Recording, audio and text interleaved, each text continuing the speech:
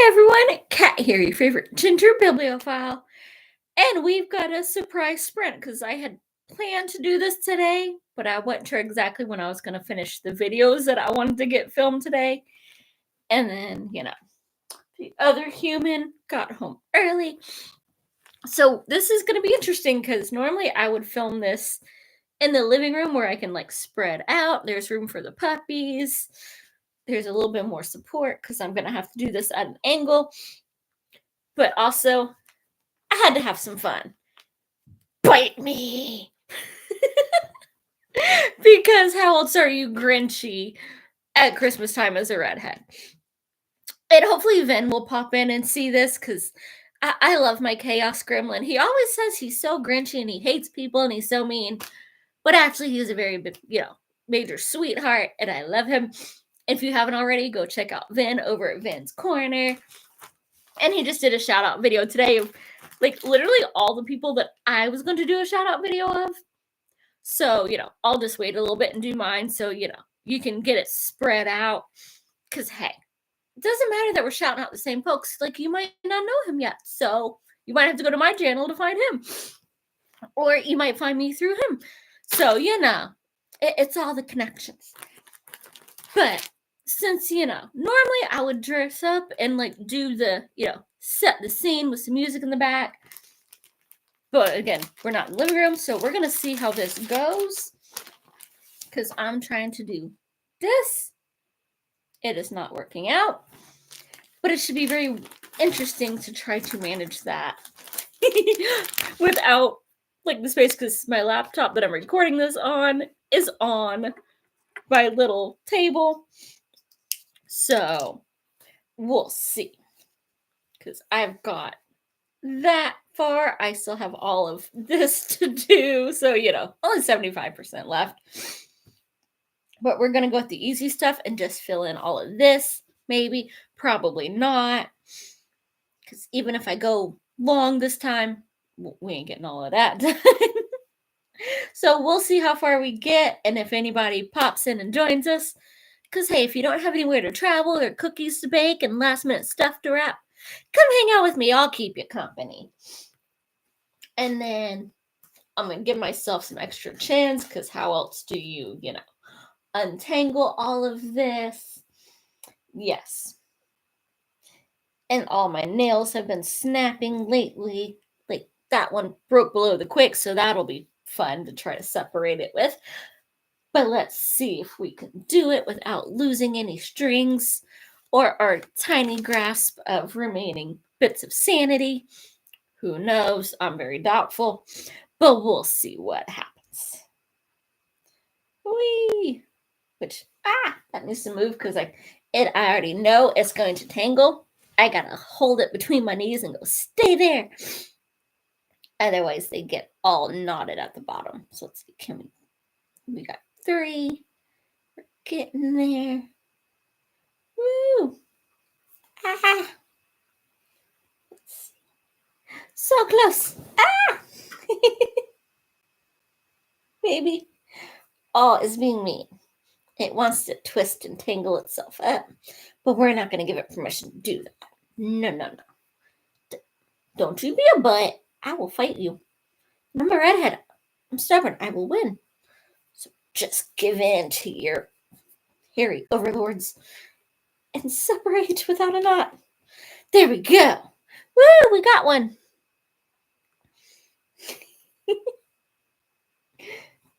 And now for the other fun part. Woo! We've got our little thingy here. Can I still do this? Maybe. It's been a minute. As if y'all have been following me, y'all know, because I only work on this when I do these. Woohoo!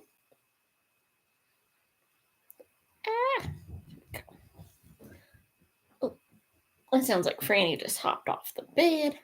Is she gonna come visit or go yell in the living room? I don't know.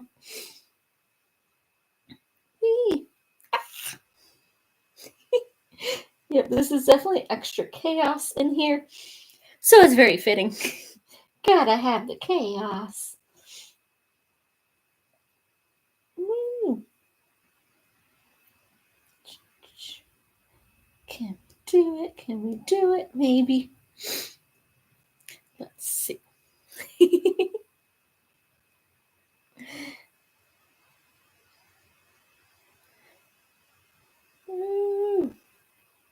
There we go.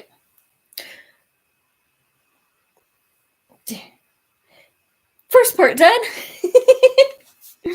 We've got the string. Yay, because you can't cross stitch without a string. Whee! And then we'll go from there. So, yay, we got one person hanging out with us. Two. How are y'all doing today? You working on anything? Or are you going to use me to time yourselves to wrap and decorate those cookies? And of course, sample a few, because you can't be baking cookies and not sampling them. What if they don't turn out right? Or do you have some nice fun crafts that you're working on too?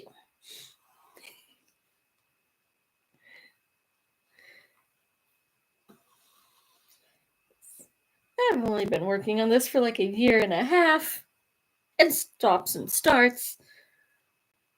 Maybe by the end of the decade, I'll be done with this. And then it can go right there.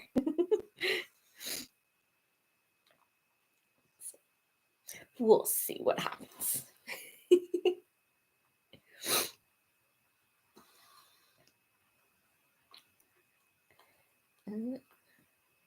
Maybe it can be my Christmas present to myself in a few years. I'll get to frame it and hang it. Go, I did something finally. Woohoo! And it'll be an original because, yeah, they didn't give me all the threads or clearly mark some of this stuff. So they might have like printed on here, but you kind of get what you get when you buy a 4-pack for, $15 of not officially licensed stuff. The count doesn't quite match the picture. So, hey, it is what it is, right?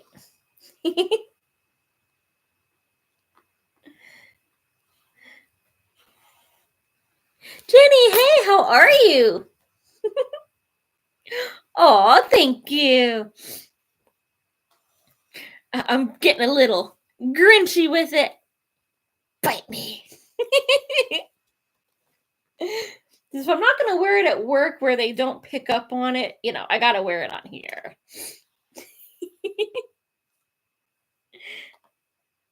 Do you have any plans, Jenny?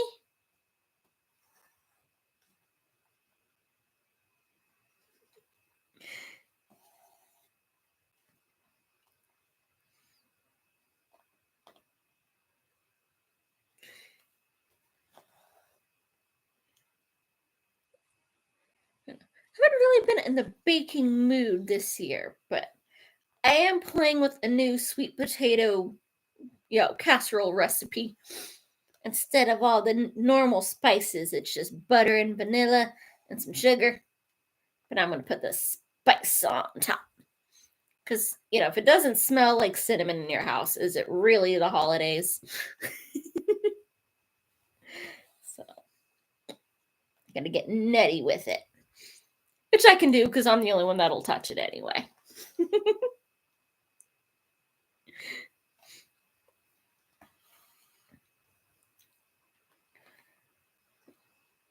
That has been my contribution to baking this year, was making some very spicy spiced pecans and laughing at my coworkers going, hey, you want to try my nuts?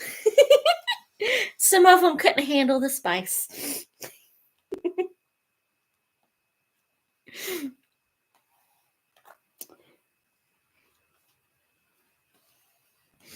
And if they take it wrong, well, that's on them. I said nothing wrong. I was offering seasoned pecans. Elaine, hi, how are you?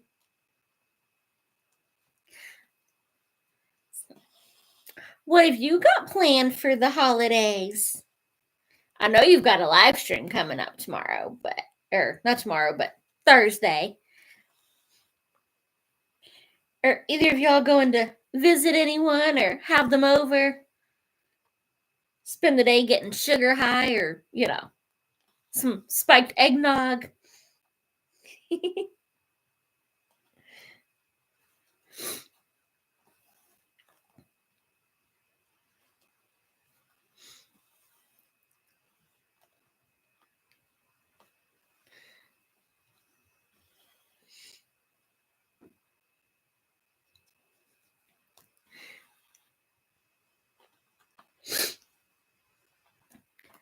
I'm just reading today, and then I'm hanging with my bestie's family for Christmas.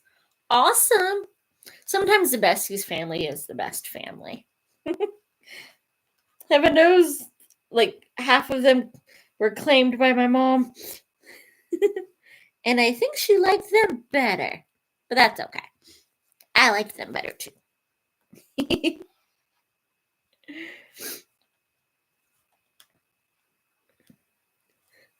Quiet day at home with the fur babies and hubby. Hey, you can't go wrong with some fur babies. They will never disappoint you.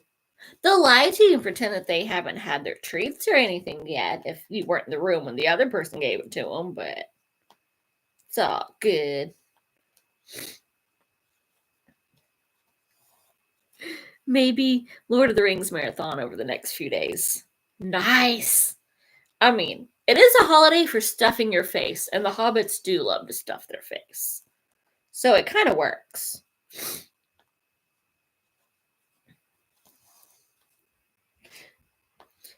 Now, are you going to do all the meals to go along with the marathon, though? Because, you got to have your breakfast and your second breakfast and your 11Cs and supper and dinner, which are apparently not the same thing.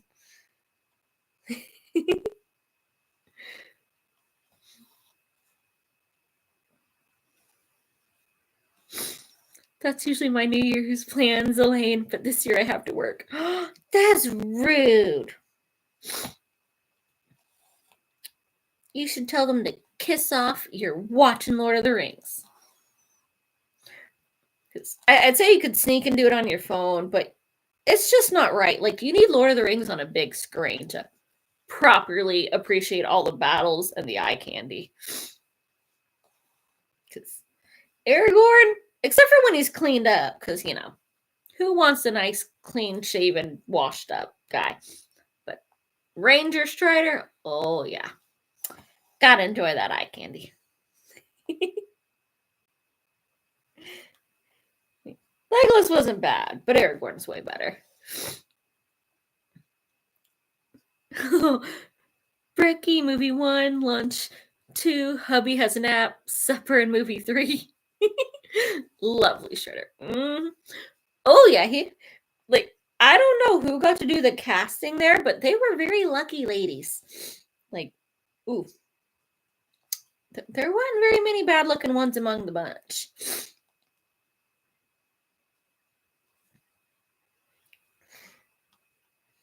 Though it is fun to read the book and go, if they had stopped where they were supposed to, finally Sean Bean would have gotten to live through one movie. I mean, he would have died at the beginning of the sequel, but he would have finally gotten to live. But they just had to keep the tradition of killing him off in every movie. That'll teach guys to want rings. We don't have New Year's plans. Hubby crashed by 9. Hey, that is a plan. To be snoring it when the, ball drops. Sometimes I'm still awake, and other times I'm like, all right, staying up to feed the pups is going to be hard. It might be the other human's job. So for sometimes, he's already snoring by 7. And they get fed at, they get their wet food at 8, and then Franny will share that with little man. He scarfs his and then goes over and licks her plate. But then there's kibble at 9, and she will fight you for some kibble. Because, that makes sense. So we gotta stay awake for that. I have seen a film where Sean Bean lives. It was a kid's film, though. I don't know. I've never heard of him being in a kids film. I think that might be an urban legend. At this point, I think it's in his contract that you know he doesn't have to do sequels. You have to off him before the end, just so he's never tied down.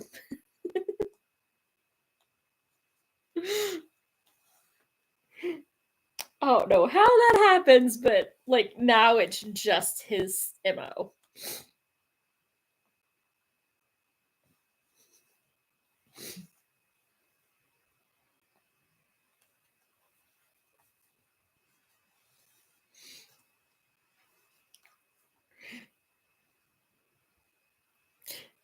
Wow.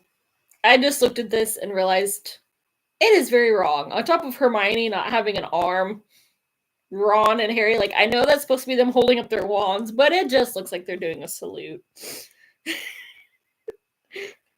I might have to, like, color that in.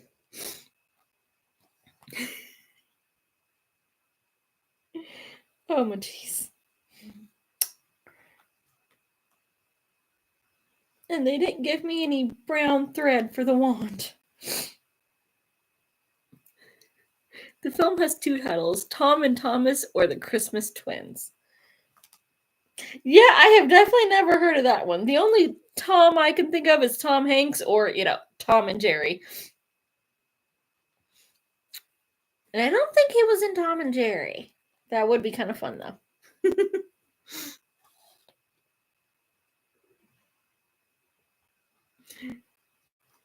Now I'm going to have to look that one up. And of course, like, my phone is dead, and this will have issues if I try to switch over.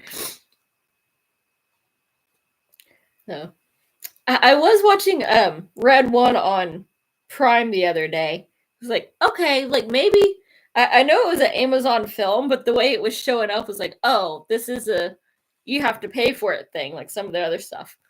No, it's a freebie, and I might like that one. Chris Evans was looking good in it.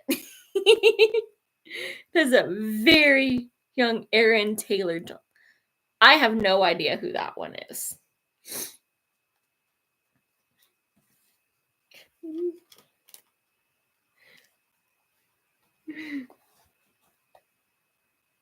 Is that like a British actor? So I liked Red One way more than I thought. Well, the previews looked funny. I was like, all right, I might have to like take myself to the movies, and then I was like, oh, it's streaming on Amazon. I will just have to watch that one. I got a little ways in, and I was just sitting here giggling and enjoying the view. It's an early Christmas present to myself.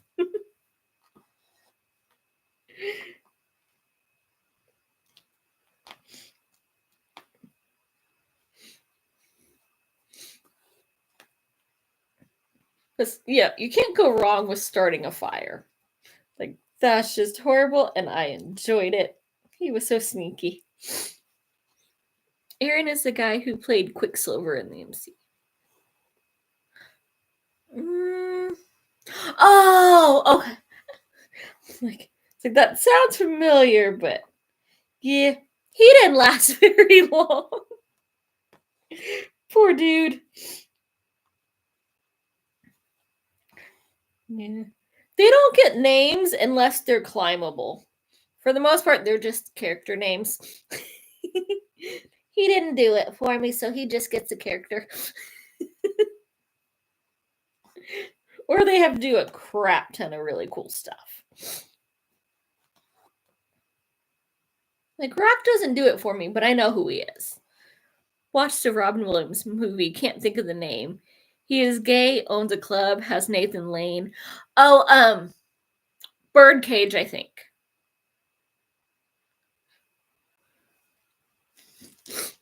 And I'm like, wait, gay and Nathan Lane, he does kind of play it a bit in Mrs. Doubtfire, but he didn't own a club in that one.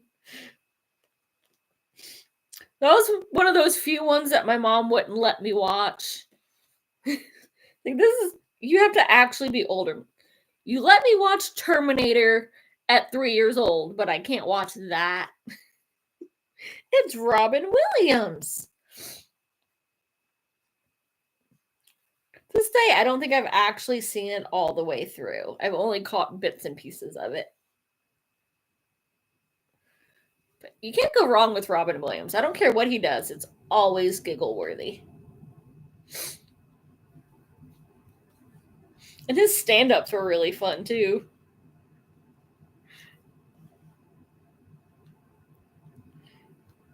Probably hurt a lot of people's feelings now because, they say that, I don't have feelings, and then you make fun of them and they cry. Only I can do it. And he definitely made fun of the we're tough alpha crybabies group before they had that name. Especially when you realize pretty much every line out of his mouth was improv. Like, I think one of my favorite things about Aladdin was that if you watch the afters where they're talking about how they made it, and they're going, oh yeah, when he was like trying to sell stuff at the beginning before, the genie, there was just that dude that in the opening credits was like, here, we just like laid out a table full of props and recorded, like let him go and hit record and then animated it after the fact to match what he, ran around saying and doing.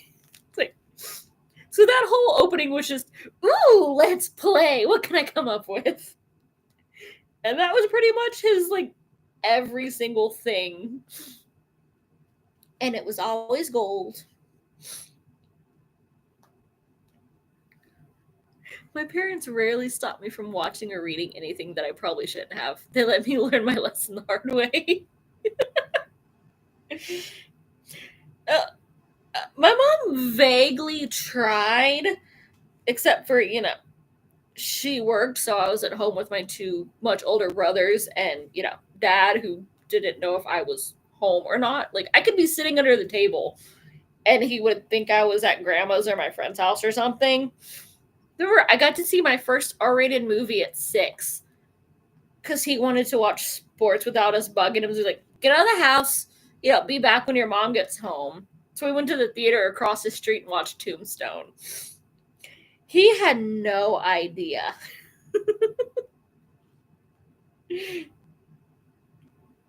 Every now and then it would come back to bite him. I was like, all right, fine. Our mothers are going to be mad if they find out about this.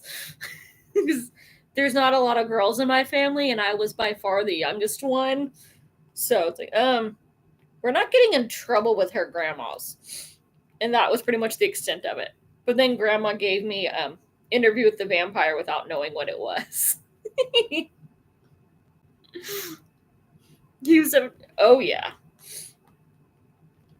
Robin Williams was, I don't think he was on anything at that point, but you would never guess it.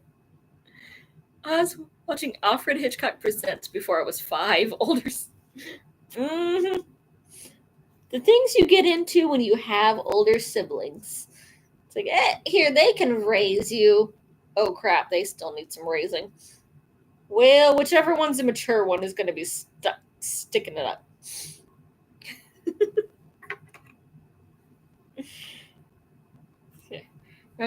Remember, like, the first movies I remember watching were Top Gun and Terminator 2. Neither one appropriate for somebody who wasn't even in, pre-K yet.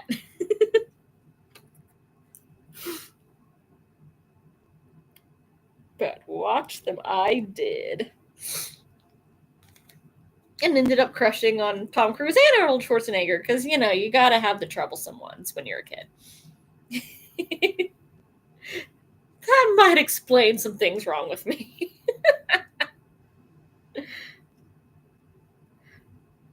Damn, I'm a firstborn. Maybe I was a canary in the coal mine. I don't know, the first one, like, supposedly the baby gets away with everything and gets spoiled. Like, no, they liked the first one. That was on purpose. The rest of us are just, well, y'all can teach each other, right? Just don't let your grandma find out.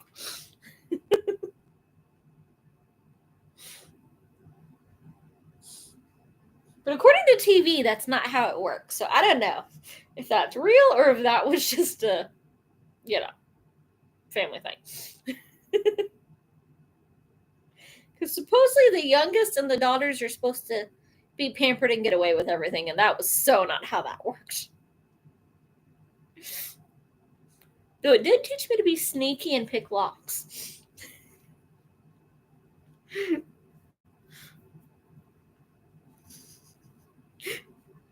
But hey, apparently you were a good canary because you're still here. You were the smart canary.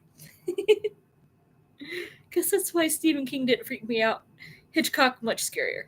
The little bit I've seen of Hitchcock, I don't understand it. Like, y'all keep saying this is scary, and it's kind of like the modern horror movies. The credits are rolling. When do I get to the scary part? Like, one of the few that freaked me out was Cabin in the Woods. That one got me, but only the first time that I saw it, I'm like, well, now I know what's going to happen, even though it's been like 8 years, so it's no longer scary. It's still good, but it ain't scary no more.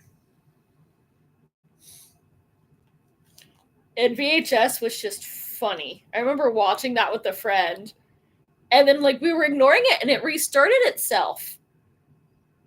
Whatever, we'll let it play in the background. We're just, talking, eating, having fun.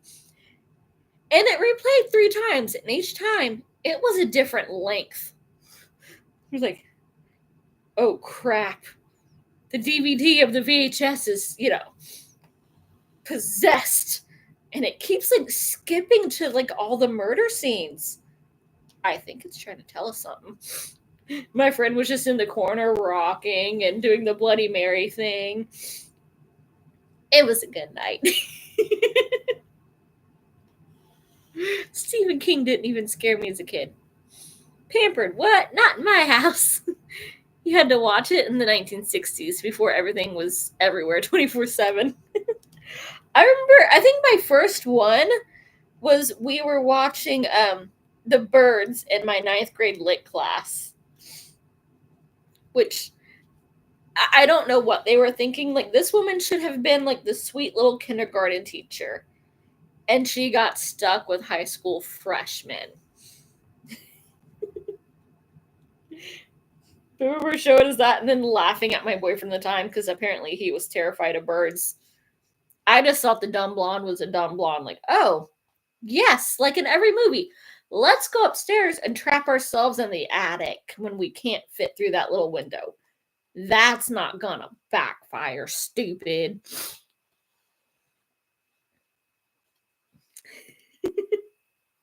I think The Birds was the only one that came closest to getting me. Always eyed flocks of birds after that one for a while. Yeah, supposedly that is his scary one. Maybe he was watching it with a group of other, 13-year-olds, but yeah. Or maybe at 13 I was too old for it. I was already jaded.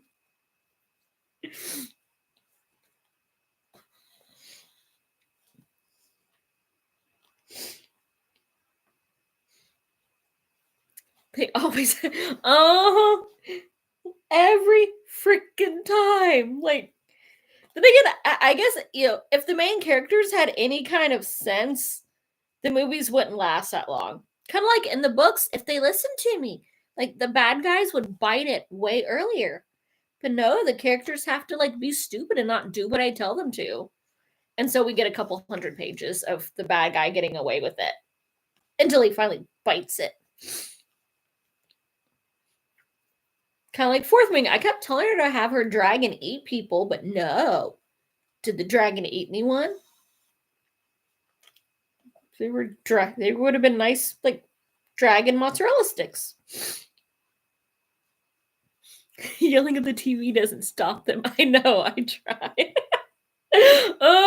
Like, I read books like guys watch sports. I yell at the characters sometimes. And it works about as well as when guys like watch sports. They never listen. I don't know why. Maybe I should try yelling louder. Doesn't work yelling at pages. I know, but it makes me feel better to tell them that they're stupid.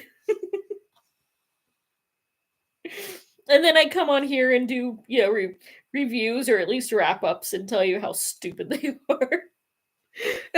I just read a Grimm's tale and yeah, I don't know how the woman in that story managed to make it to adulthood. She was just I had to keep stopping to tell her how stupid she was.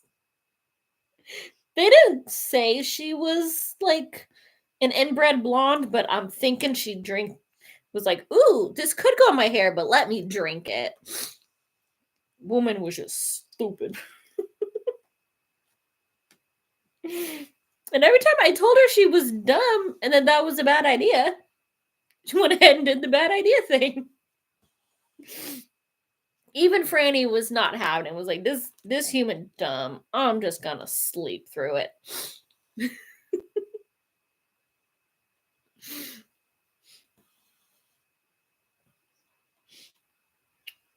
But I mean, how are they gonna know that they're not doing smart things if we don't tell them?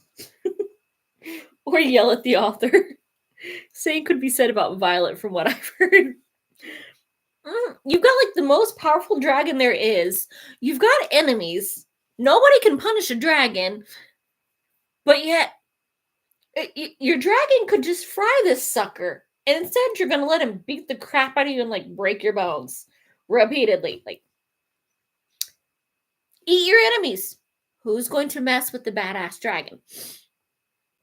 They can't say you did it if they don't exist anymore, and it's not like there's going to be any bones or anything left. In the first book, she was kind of smart. She knew how to poison people and whatnot. Because she's supposed to be this delicate little thing.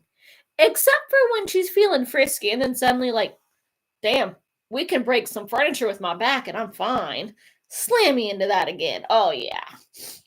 But now, oh my god, I have to wrap everything because if I walk, I might break my ankle. So, yay. Well, then utilize your dragon. Poison your enemies or have them eaten. Either way, they're done. And maybe throw your mom into the barbecue while you're at it. Because her mom was the freaking worst.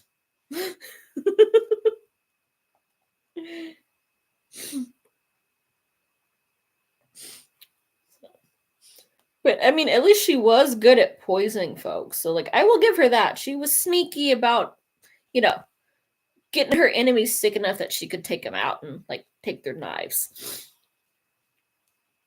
But she should have murdered Jack from day one. Dude, you could have castrated him. I don't know why you didn't. So everything from here on out is your fault for not castrating that dude when he was clearly begging for it. Stupid having a conscience. It's not like there's laws in books. You don't even have to hide the evidence. The witnesses were saying it's not a crime. I have to decide if I'm going to finish book 3 of ACOTAR. 20 more hours on audio. Oh my geez. Stay strong, Elaine. Defeat ACOTAR one book at a time. Yeah. I think you're coming up on the spicy idiot part of the stories. Because I think, isn't it 3 or 4 where they start getting more heavy romance? Because would have been a short story. Yeah. But it doesn't mean I can't call them stupid for, only letting people live as a plot device. I mean, I get it, yeah. Kind of like the horror movies. If they had brains, it'd be a 5-minute movie, but I still gotta tell them they're stupid. All your problems solved. You just had to go. The dagger was there. There would have been no more, little baby banana hammock jacks.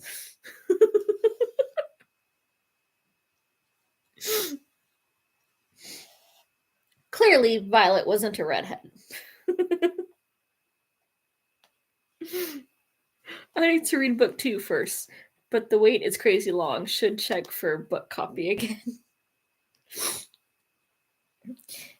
Yeah. Hopefully it will, maybe folks will go, I'm not in the mood, and we'll, skip it on down the line.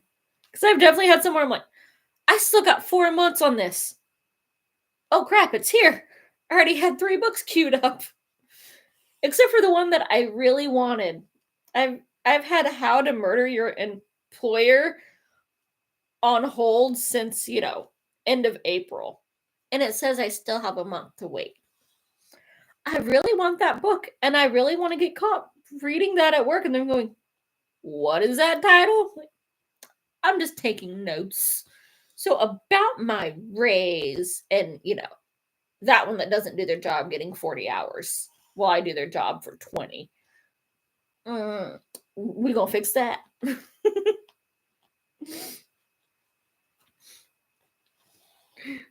Or Scorpio, vengeance is our forte. Nice. So we'll just team up. I used to have a team, but then, our cute distraction, disappeared. Don't know what happened to that one. It's like we had this worked out. I was a mad scientist. We had the forensics, and then we needed, the cute distraction. But then she met a guy and disappeared 2 weeks later. And nobody knows if she exists anymore. But hey, at least he proposed for date 2. That's the important thing. Let's get married and move in with my mom. It'll be so romantic. You can see the bedroom I grew up in, because that's where we'll be living. But shh, no getting spicy. It'll wake up our parents across the hall, who insist on an open door policy at all times.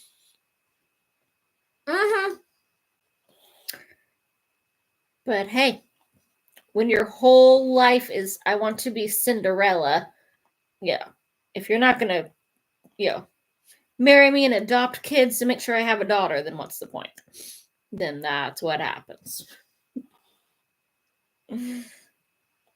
Really, like, damn, you've already picked out where you're adopting the kids and what you're naming the little girl before you've even got the man to try to have your own little girl.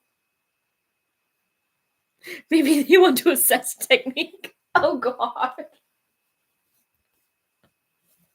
Oh, that is... Your parents are always supposed to suspect. They're never supposed to know. I'm in my 30s. As far as Daddy knows, I am innocent. I hide all that stuff when he comes to visit. In a place that, you would not look for that stuff.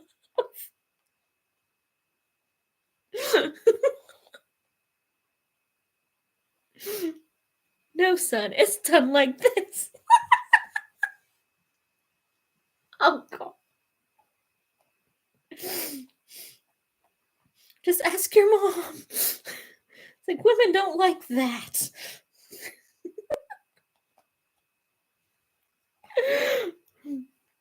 Oh, that is...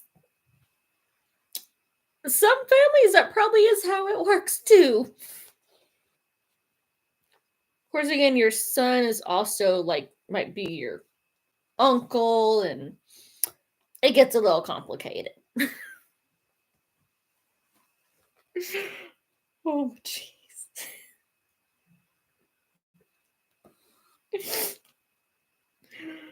Oh, Alabama. Sadly, it's not only Alabama. I'll live near some of that. It's like, oops, I hooked up on Tinder and then found out it was my second cousin. I've heard that story. It's like, around here, you gotta ask for, if you're not an out-of-stater, you gotta ask for, a DNA test before the first date. So apparently they've skipped the borders. It ain't just Alabama anymore. Nowhere is safe with too many white folks.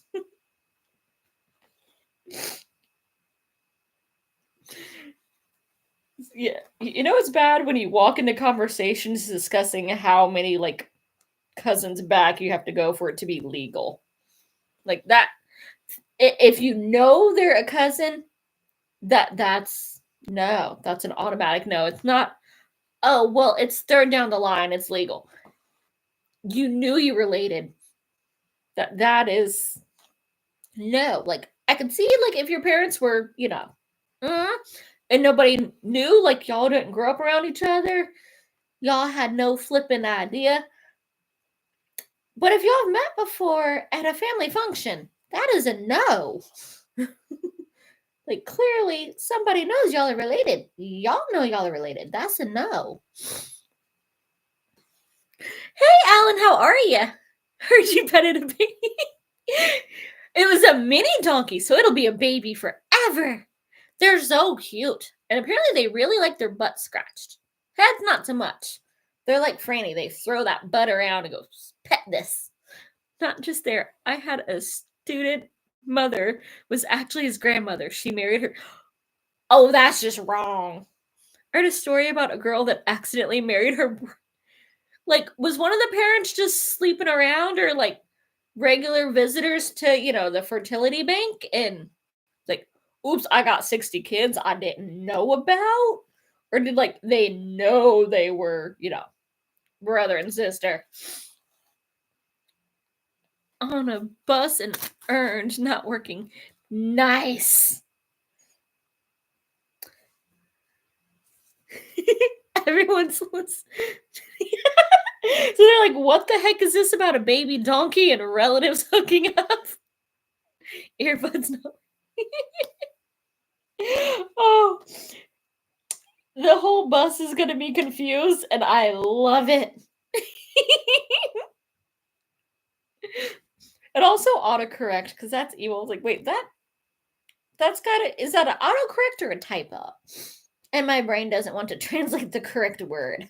Give me a few tries of that sentence.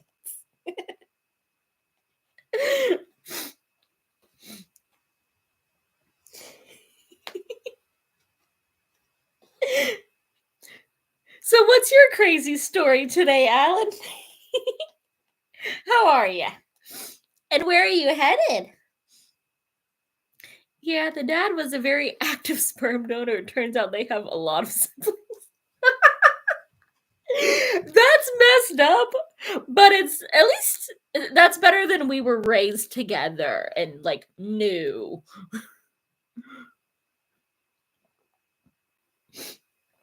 Like that sounds almost like, I swear that was the plot of like a Grey's Anatomy or something.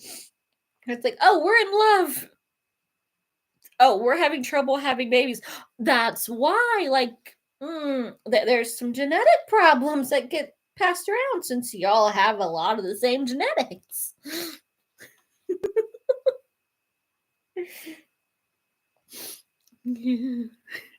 There's only 3 people on the bus. Ah, well, glad you're getting to head home. Where were you hanging out at? Vin, hi, how are you? I got a shirt just for you. Since you always claim to be Grinchy.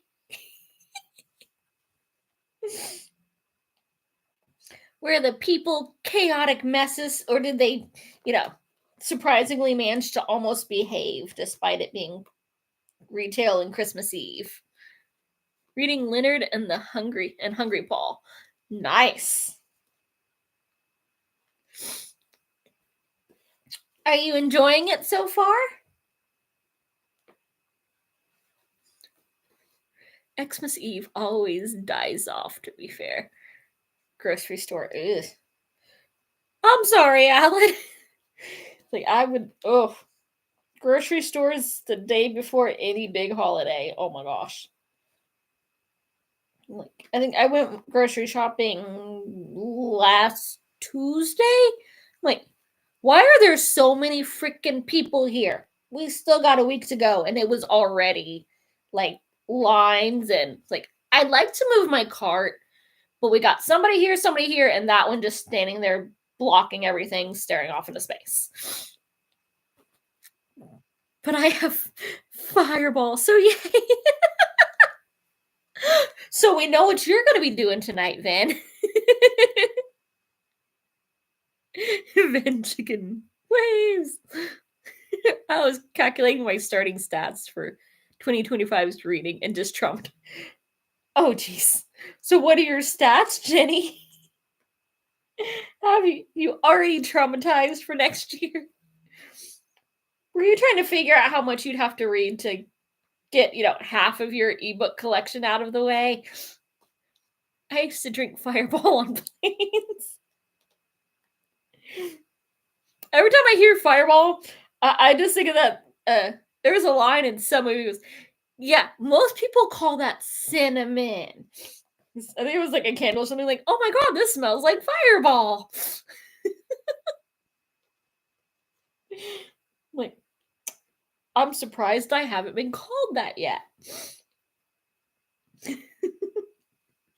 Even though I think my hair is not the right shade for, cinnamon, but I do play with fire. It was my secret Santa present. So they know you. Was it from Noah? I also have wine, gin, whiskey, and brandy, so I am all. Oh, jeez. But where's the rum? Why is all the rum gone? Or the tequila? How are you going to have a good margarita or, daiquiri? I have never had an energy drink. I would scare most people. Woo! Rum all gone. Damn it, Jack! Oh, freak. What was her name? Miss Swan. But why is the rum gone? Oh, I have tequila as well. Cinnamon candle choke. Hey, Matthew, what's up? Join the crew. Not crafting, but I am wrapping the last of gifts. Nice. That's kind of like a craft, because I have seen some people do it. And some look like they let their toddler loose, and some are pros. I'm something in between. I have not wrapped a single thing yet this year.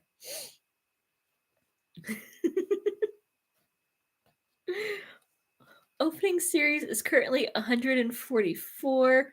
My pile of shame is 595. TBR is 285. I'm doomed. I'm gonna need so many readings for stuff. Oh my jeez. So I need to know what all your open series are.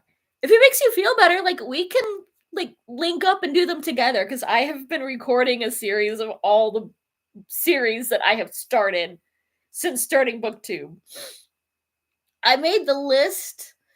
I finished it up a couple weeks ago and I was at 165. I have started more since then. Most I have not finished. Some I never will. I drank enough Jim Beam for everyone here. Plus 10. I'm not sure if I've had Jim Beam. I'm not big on the whiskey. I'm considering doing a live tier list of all my reads of 2024 on New Year's Day. Oh, nice. Everyone's saying hi. Best of luck on that, Jenny. So which one is your pile of shame? Is that your ebooks? Because your pile of shame on your ebooks should be, you're missing a digit there. Santa, I need some self-discipline, please. You don't need self-discipline. You need shelf-discipline. And none of us here can help you because none of us have that.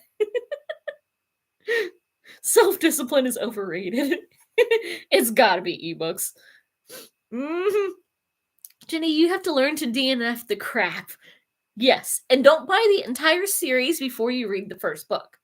It might suck, and then you don't want the next, 3 to 15. Used to drink.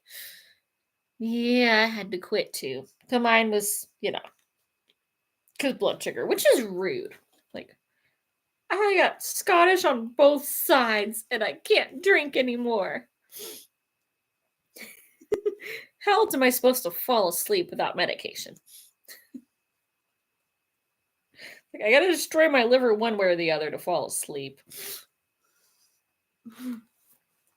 I broke my buying ban yesterday. The offer was too good. Then no! What did you buy? I refuse to be beaten.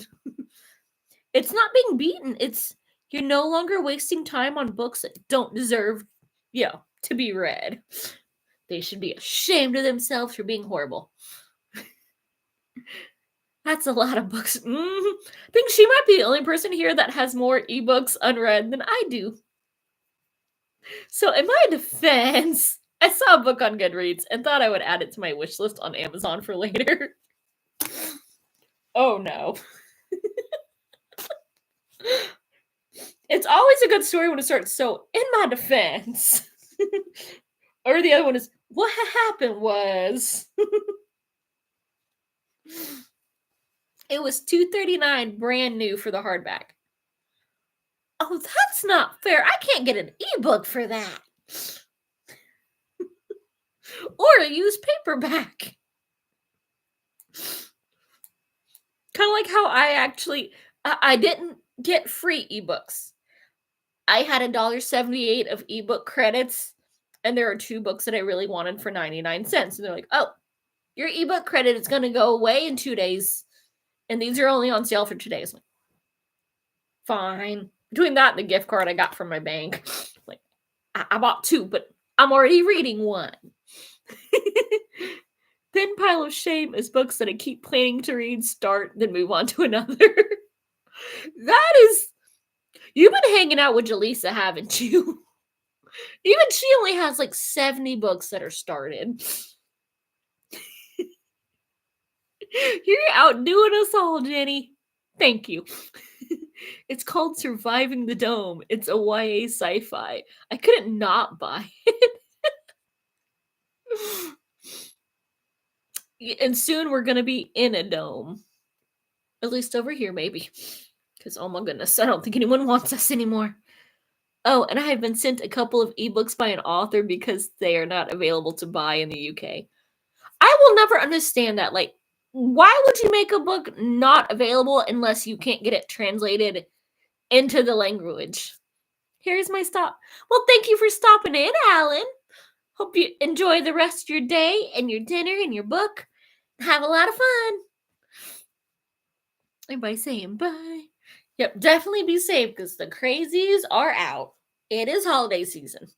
They are extra nuts. My book buying ban hasn't begun yet, but my December acquisitions have been sizable. I thought you said you were cutting back, Matthew.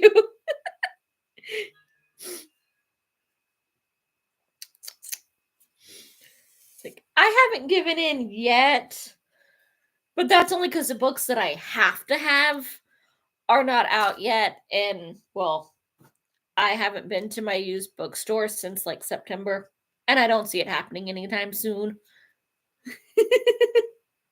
I could buy one physically, but it wouldn't arrive until July, so I messaged and asked. July, that's a long time.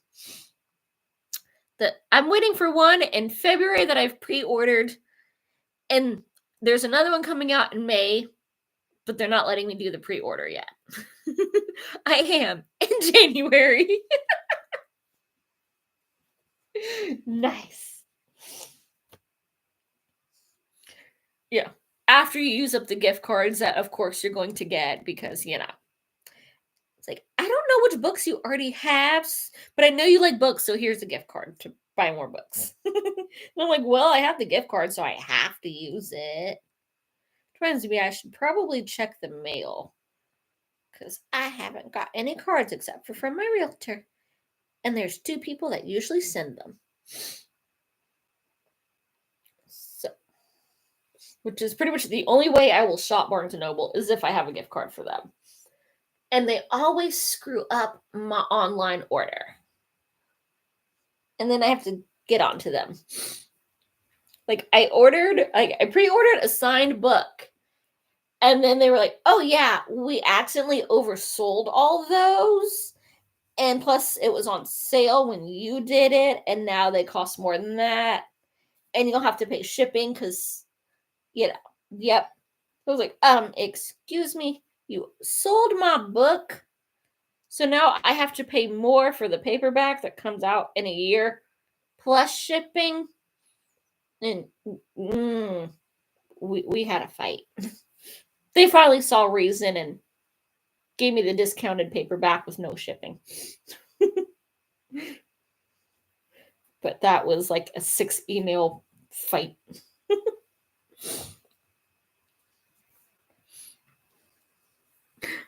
I'm planning not to visit the thrift store until March, but we'll see. Oof. I might not get there, but that's because I got to count on someone else to take me. I'm going to Half Price Books after Christmas to empty my unhaul bag. Then I can start fresh in January. Nice. Well, I got an unhaul shelf. I'll have to do a video of that. I think I've got one more that's going to go on there, but I got to put it in the wrap up before I unhaul it. I'm hoping to learn to seriously slow down my ebook buying in 2025, but I'm not holding my breath. Just buy the free ones. Get the first one in the series. And if you like it, then go back and get the whole series. Or the next one, because I have gone like, yay, these are good. And then 3 books in, they completely change the plot and it goes bad. I have 3 books on pre-order. I have done better with my band this year than I did last year. Nice. Lane, we need to do a tally of our hauls and see how many more than me you have bought this year. Are you sure she's gonna win? You have had some pretty big hauls there, Van.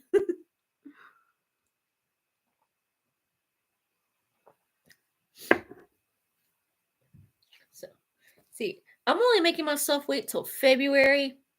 But does it count as buying a new book if you pre-ordered it before February? No! My threader broke. Crap. Let's see if I have another one, because I can't get the thread in there on my own. I should have one on my shelves. Let's see. As long as ebooks don't count, I will be fine.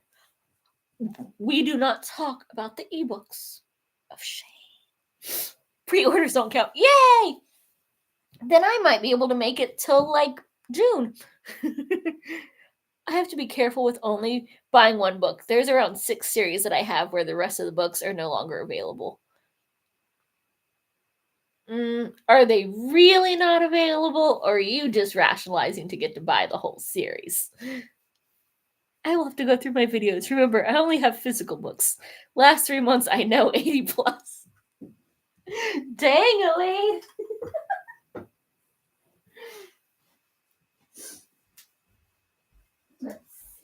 Oh, come on, tell me I have another thing.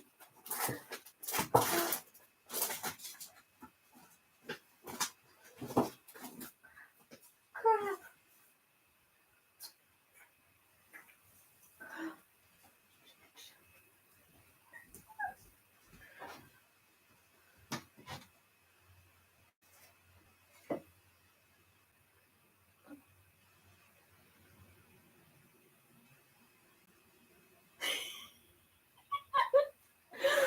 Oh. Yay! That one.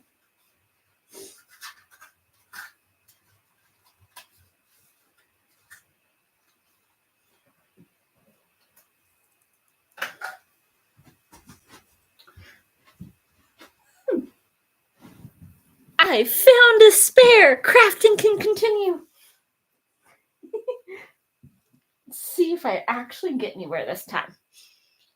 Where did my needle just go? Oh, there it is. Okay.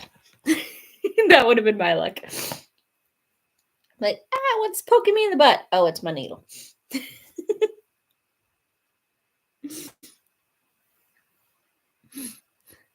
It may be close to. Nope. For some reason, they pulled the books off Amazon Kindle. Some are still available as physical, but I'm trying not to get more physical. That is weird. There's a lot of books that I can't find physical that are only on Kindle. Anyway, I am off to scrub the work off me. Maybe back in a bit. If not, have a great holiday, everyone. Well, thanks for stopping in. And yeah, definitely got to wash off the work. Because, ew, work, people. Gross. But yeah, if you don't make it back, have fun with the kiddos.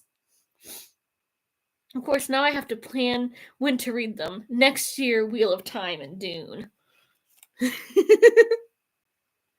Those are some serious reads there, Elaine.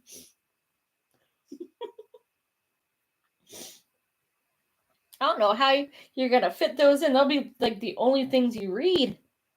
Except for it's you, and I know you always have several books going. I'm a movie reader. I don't know how you take it to the extreme of I've got a bunch of different ones. I just go, I was gonna finish this series, but now I want this genre. You're like, I'm halfway through the book, I'm done with it.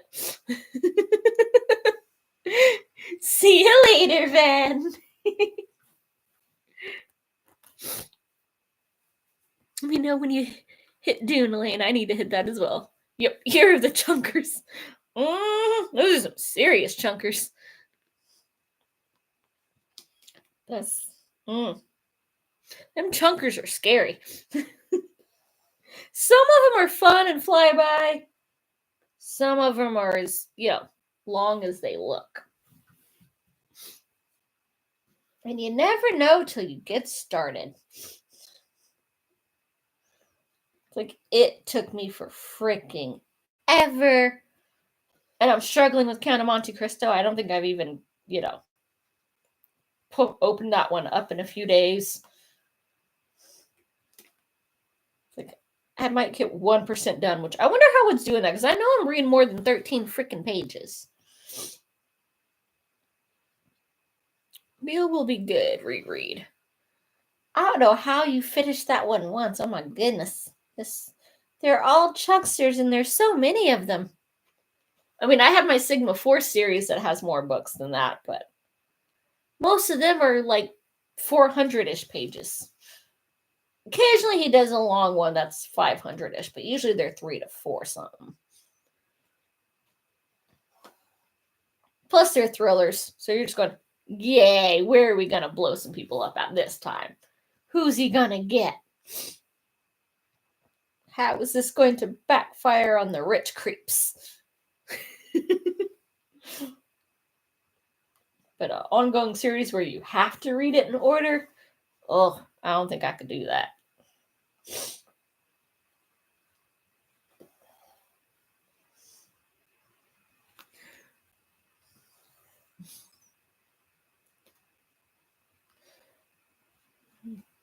So, like Clive Cussler, though, he does some freaking chunksters. I think that's going to be like the hardest ones for me to get off of my, oh crap shelf of here's all the ones that I've added or already like had that I need to prioritize.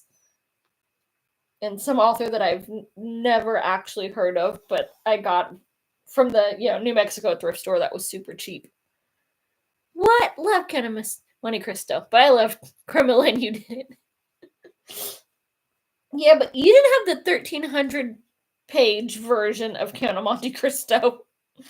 Like, I'm just over here going, humans suck, and they're kind of evil, and they're backstabbing and greedy. We already know this. I don't need 18 chapters of how they're screwing this guy over to save their own butts and push their own, ambitions ahead. And so far, that's what it is. You like Fourth Wing, not me, not so much.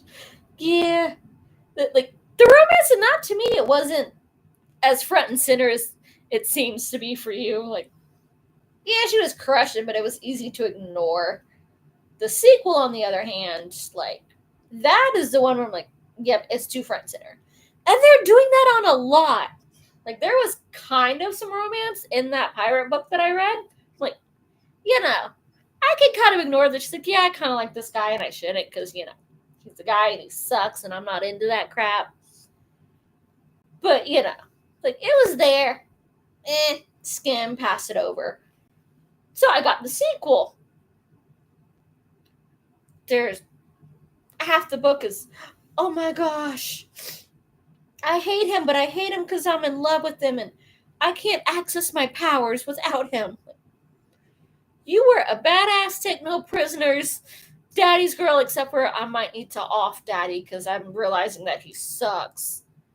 And now it's, I need this guy to help me save me from myself so I can save my friends. Why are the sequels always gotta take the, not really interested, I can take care of myself chick and turn her into I can only do this if I'm like hooking up with this dude that I'm in love with?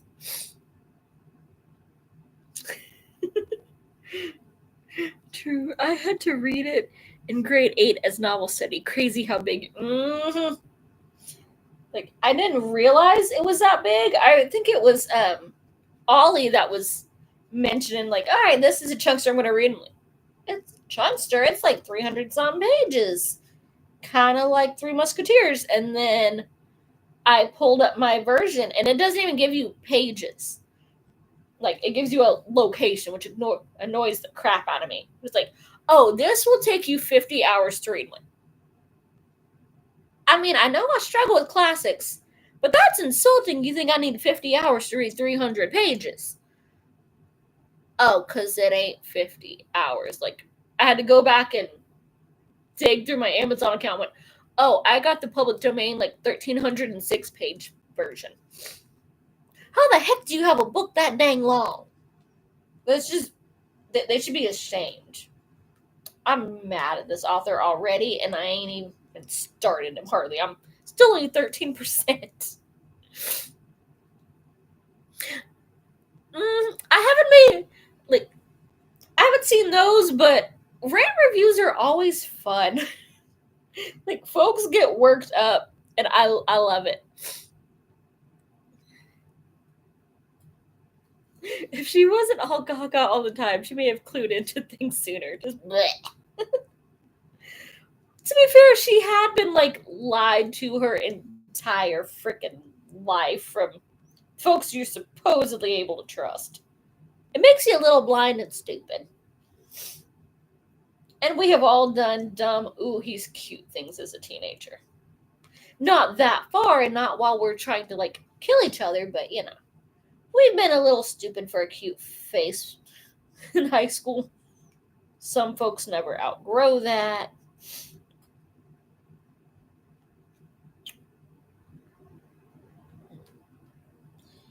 Yeah. And then they just make them dumb. Jenny, we'll have to check some out. For me, I think I've read so much YA book reminded me of about 5 series. 1,300 is not even the longest I have, but then I'm a massive fantasy girly, and they be sick.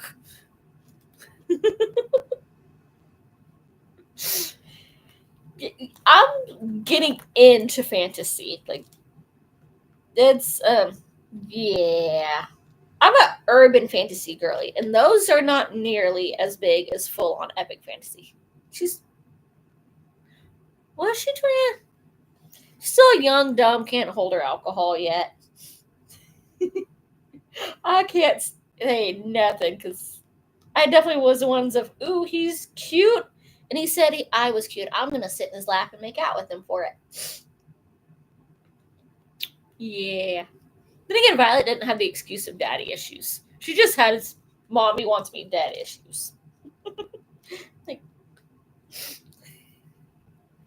no, I'm like, yeah, you said I was cute, but let me see your library and the pictures of your dog. Like, I need to know if this is going to be worth it. If you don't have a cute dog and like some books or hoodies I can, forget to give back at the end, like, what are we even doing? Like, if Violet was a guy, she would be called a horn dog. No, because the horn dog would actually be getting some. She wasn't getting none until she finally managed it with like one dude. Like, she tries, like, oh yeah, honey, you're the only one in your year that wasn't hooking up with everybody else there. Like, I crushed on my best friend, and then I finally hooked up with, like, what's the family enemy.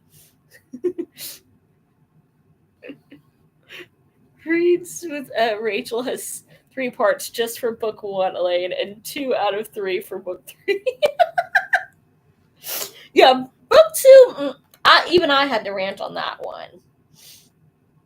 Like, I liked the first one, but that second one, she was just bang and get it over with, or just get it over with. Like, it's just, And now it's gonna be 5 freaking books? What the heck? Like, she only got laid like 3 times. And my copy was like 700 pages, so that's not that bad. But I just skim over them. Like, yeah, they're doing it. Okay, back to the plot. Now, some of these books out here that they lie to me and say there's a plot, and there's as much plot in those stories as there was, spicy scenes in this one. Like, I can't ignore 5 chapters, and then we only get 1 chapter of them actually doing what they said the book was about.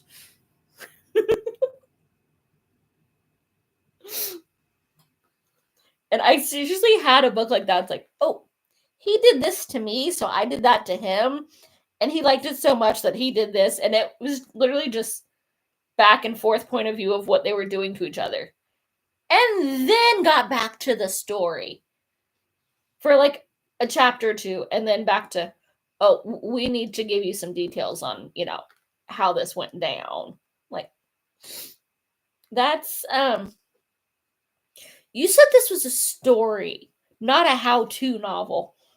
The only thing missing is the pictures. Like, I can't skim, 2 out of, 200 pages out of, not quite 300. Like, no. The plot started after 391. I am sure I did my notes for my video this morning.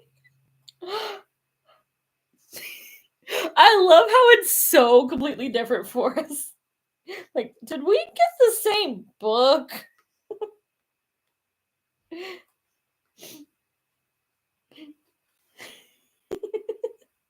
think you accidentally read the second one first. Because that is like definitely my thoughts on the follow-up. I'm gonna let Noah read the third one and just he can finish the series for us. You struggled through 1. I read 2. He's still curious about it, but they pissed me off too much. Beauty of books, different for everybody. Mm-hmm. Though I do wonder if there's like legit a different version. Because I know that's happened before, because I have had books, had them destroyed, rebought them, and go, this is not the book that I had before. Like, I don't remember this scene or this scene, and where is that one? There's only 1 series that I've ever accidentally read out of order. Oh, mother flippers. That's what's messing up. It's being me, and I thought it was pulled through, but it's getting tangled on itself, wasting my threads. I am so not undoing those. That's just going to make a bunch of trouble. Rude old sewing. So what series was that you read out of order? Because I just read them as I find them or, as they go on sale. Sometimes I start with book 1 because Kindle goes, hey, this one's free. And I'm like, ooh, this is good.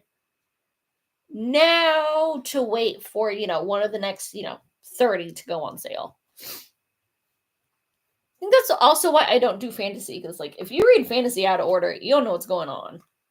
If you read thrillers and murder mysteries, it really doesn't matter.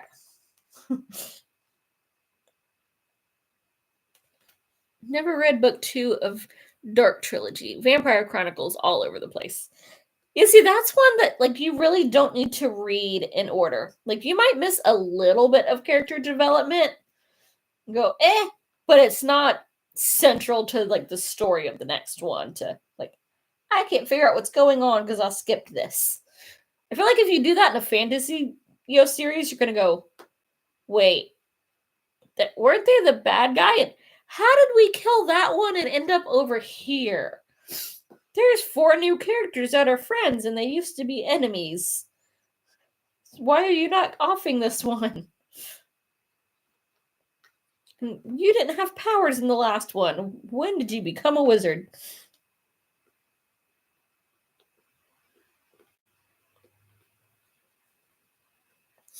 It was funny. I remember reading it, and they were discussing previous events, and I thought that would be a great book. Turns out it was a book. Did you go back and get it, and it actually end up being good, or did the summary end up better than their actual like writing of it?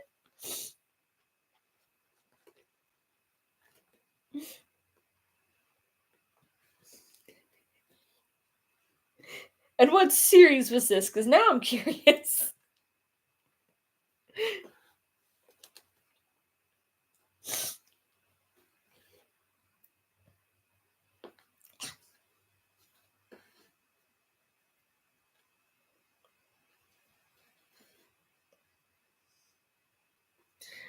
The series is called Noble Dead in book one. That's I accidentally skipped.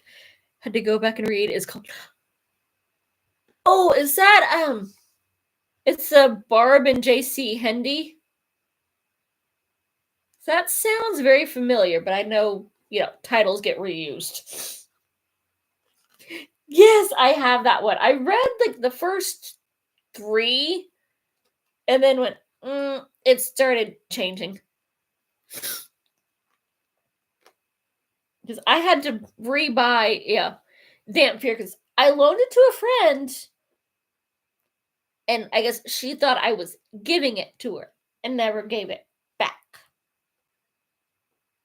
And then went and like graduated and moved, so yeah. Hey, how are you? I have to start Dresden. I'm curious to hear your thoughts on that one, Elaine. Like, I already know the first one is definitely not the best. But if it's gonna, totally make you crazy, I'm curious. It's on my unfinished series list. It's not on mine only because it has been a really long time, and we're only going back as far as, since I started BookTube. That would be way too dang many. I have to go back through, 7 years of Goodreads, because that's the only way I've been tracking them. So we're just going to pretend that's finished, and I will get to it if I ever finish my TBR and get to rereading my normal shelves. I am currently reading Babel, and I am enjoying it so far. Awesome! And I know you love baking, so what are you getting up to? I know you got to bake something really good for the holidays. We're going to live vicariously through you. Yeah, I have to go back and reread, but luckily I get through rereads quite quickly. Yeah, it's always easier the second time around. Has been fun going to Scoot. Bye, Elaine. Thanks for stopping in. It's always good to have you here.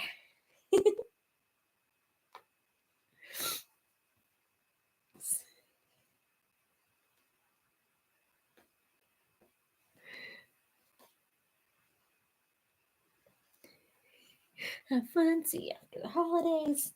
Oh, yeah.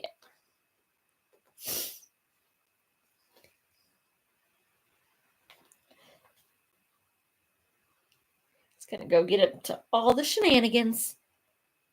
Or the animals are.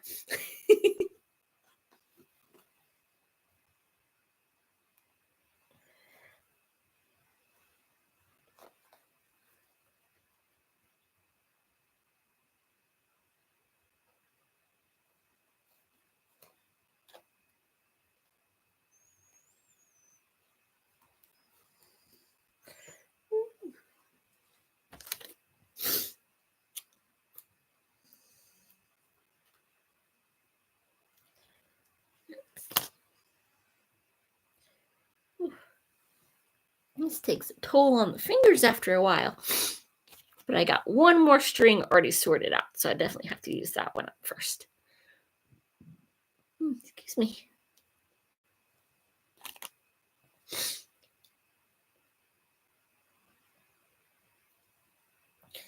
Do you have any plans for the holidays, Bad?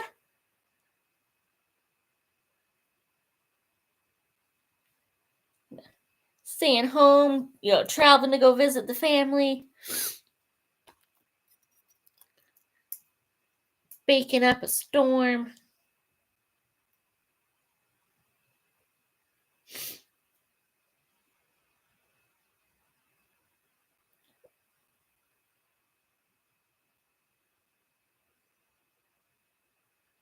Is Charlie finally behaving?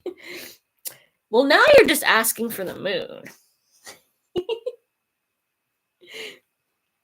I bet he's got some evil plans for the holidays. If he's being good, it's to get your, to let your guard down.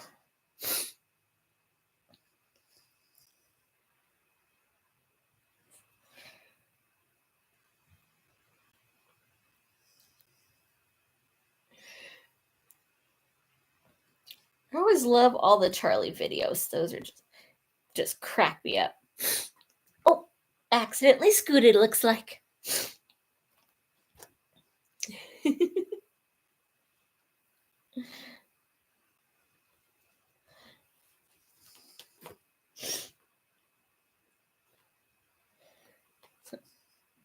Do you have any Christmas traditions? Anything like you have to cook up, Jenny? Or something that you like always got to watch and get into some trouble with?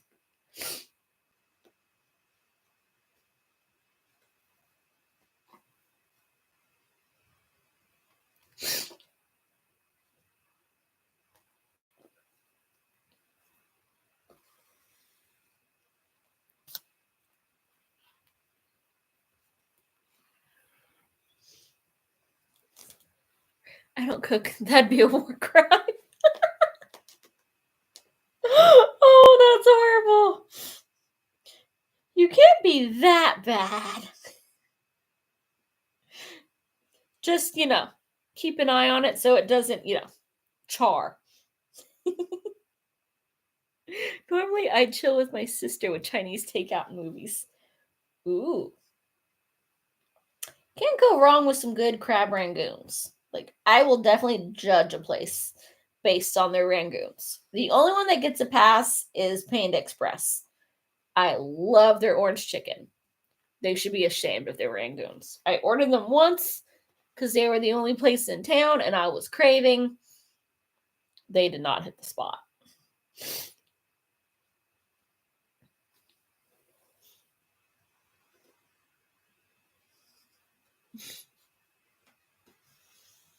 But everywhere else, I'm like, nope. First time I go, I'm getting some rangoons with whatever looks good on the menu, and they will be judged.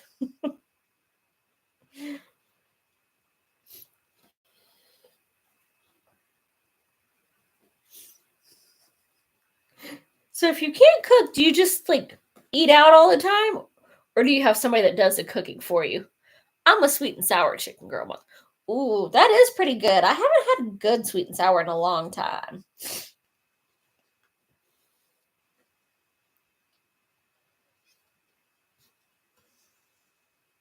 That or the what was the other one? It was lemon chicken used to be really good. Now more of like a sesame or the orange chicken, but it has to be spicy orange, not like I've had places where they do it really sweet. Like you thickened up some orange juice, didn't you? Like where's all like the chili flakes? I need some heat back in this up. Microwave meals are my savior, and my bestie Amy enjoys cooking. I mean, you do always have to have some frozen on hand for like, I'm tired, I don't feel like dealing with this crap, or cooking for one is hard, but can't do it all the time. You got to make like some cheesy enchiladas or something, or a dump it and simmer chili. So long as you have spices. What's your spice cabinet looking like? One day I'll learn to cook properly.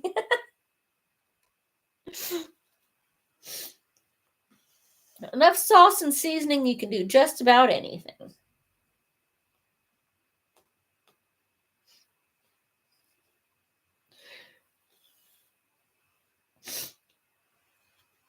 And there's always cheating and buying like I refuse to bother with making my own spaghetti sauce.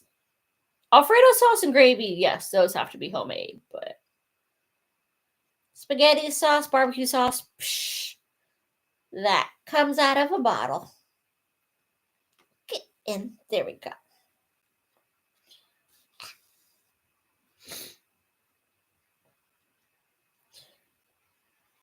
So what's your friend usually cook for you? One of my fave things to eat is a massive bowl of pasta or baby boiled potatoes with just butter and pepper. No salt or garlic on your potatoes? I think that might be blasphemy.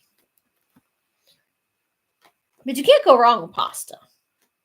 I do love some pasta, but it's gotta have a good sauce. Like spaghetti is but give me like some shrimp scampi or some Alfredo. Oh, that's where it's at. And I saw one somewhere that like we're just gonna offend everybody. We're gonna like, yeah, if we got soy sauce like is Asian, but then we're gonna throw this in it like we're white folks. We're just gonna offend the Italians and everybody else. And I tried it and it was really good. And now I have to find that video again. Cause like it was soy sauce and like red pepper flakes, but then some other stuff. Nope, no sauce, just butter and pepper, and I'm happy. See, how can you be a bad cook when you don't even hardly need seasonings to be happy? I would be adding some stuff when you weren't looking, but you know.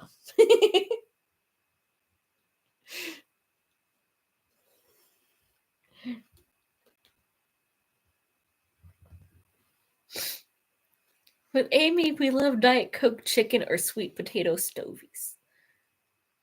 Diet Coke chicken? That is.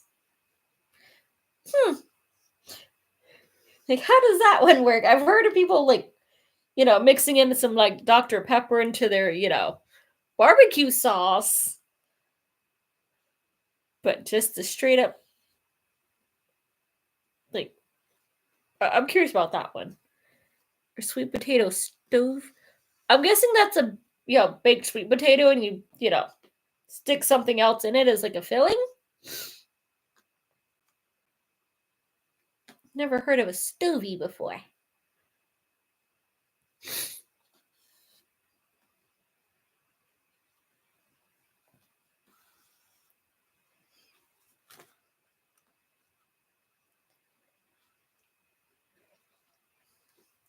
I don't know what she does, but the chicken is great. That does sound interesting. Though I wouldn't use, Coke. It's like I'm from Atlanta. If it's like a carbonated, like canned, like soda, it's all called Coke. But I don't drink Coke. Like it's got to be cherry Coke or Dr. Pepper or Sprite or something. But I don't actually like regular Coke.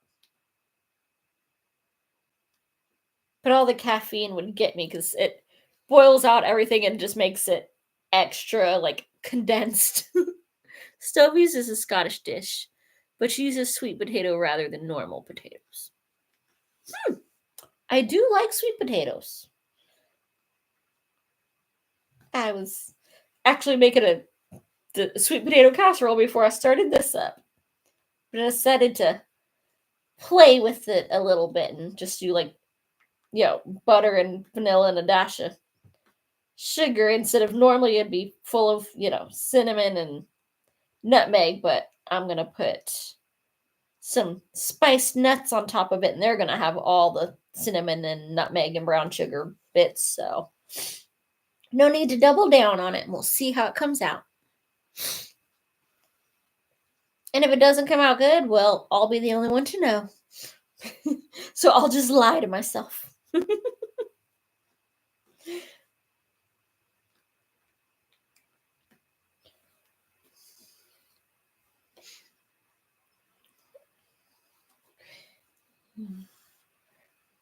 So my grandpa and grandpa on my mom's side were both from Scotland, but I don't think they ever cooked like Scottish dishes. I know they came over like when grandma was still a teenager, so she spent most of her life here.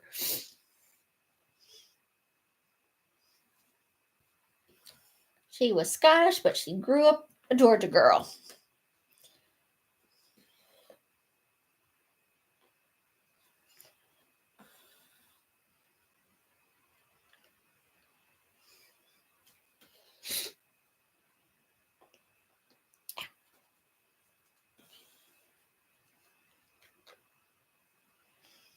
gonna have to look that up because I like potatoes.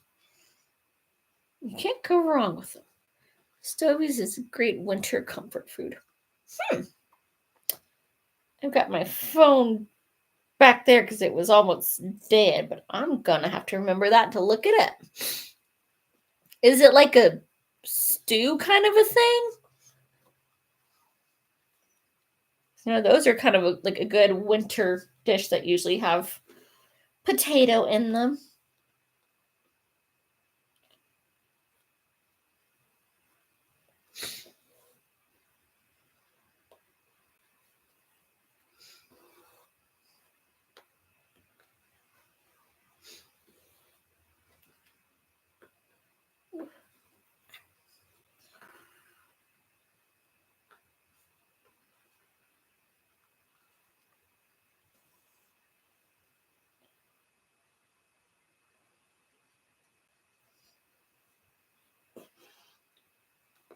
It's hard to describe, like most Scottish food.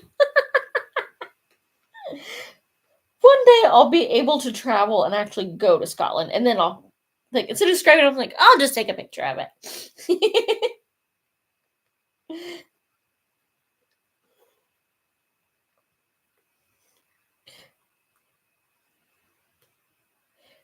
Now, there's one that I always hear about, but do y'all actually do like the sheep stomach thing, or is that just one of those, let's mess with the Americans kind of deal? Haggis, yeah, that's the thing. Is that actually a dish?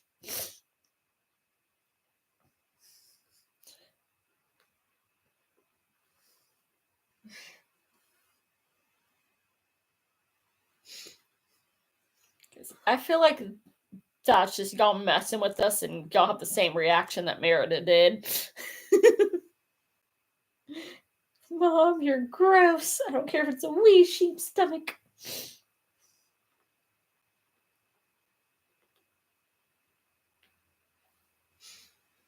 Yeah, that's how traditional haggis is made.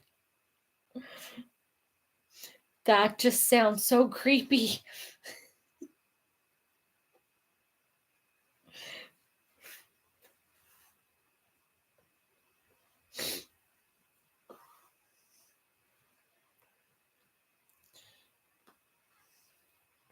They tend to use something similar to what sausage meat is now.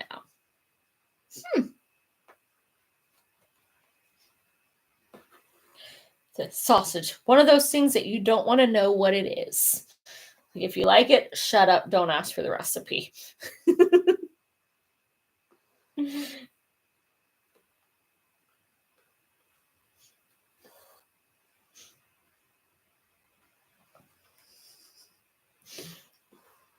So I'll never forget our elementary school teacher deciding to tell us what our school lunch was that day. It's like, oh, y'all are having pepperoni pizza? Y'all like animals? You like pepperoni? Let me tell you what it really is. You were evil. Now all of us are going to have to starve today. Thankfully, I have blocked out exactly what that was, but I remember being grossed out at the time, as well as the rest of the class. And I feel like sausage is kind of like up there, along with hot dogs. Don't ask, just enjoy. Yeah, black pudding, I've read about that one, and yeah, that just seems creepy. And why do you call it pudding? When I hear pudding, that is not what comes to mind at all. Y'all y'all say pudding, and I'm thinking something like, a nice custard, just a little bit thinner, and that is apparently not what y'all mean over there at all.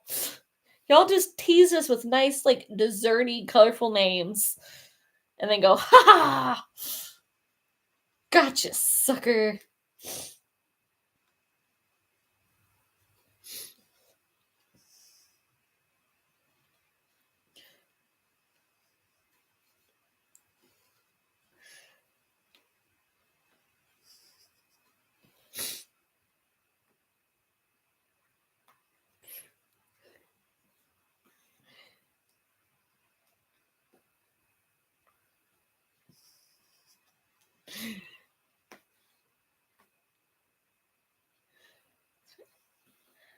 America's got a little bit of, everything is scattered around if you can find it. But some of that stuff, some of it I will try. Some of it sounds a little too creepy. You should see the videos about watching haggis in the wild. What? Oh, that just sounds so wrong. The poor sweet little sheepies. I want to pet them. And then the abuse is going to happen.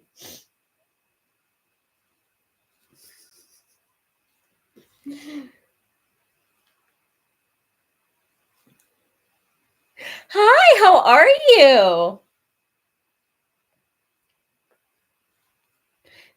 What have you got going on today?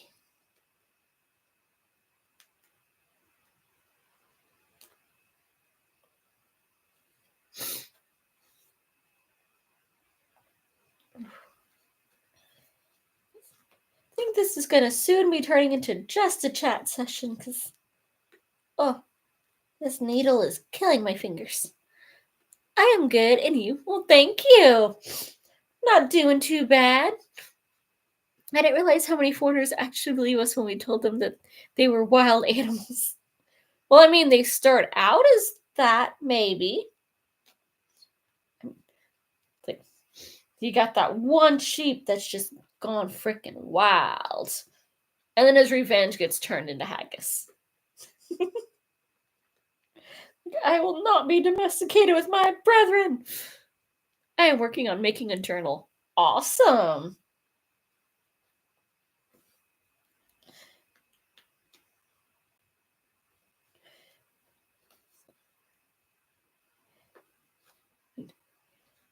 Got plans for it? Or are you just, having fun with the crafting and making something pretty and then going, this is too nice. I can't use this. Because we have all had those. I can't write in this. Do you see how awesome it looks?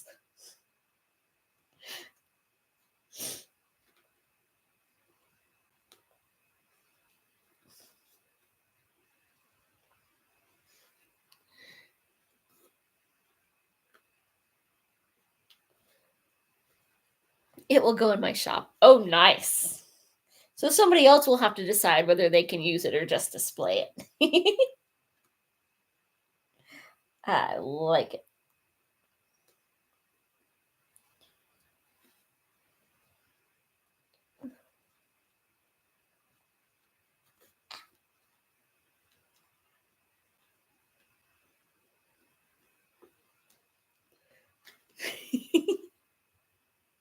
Nice.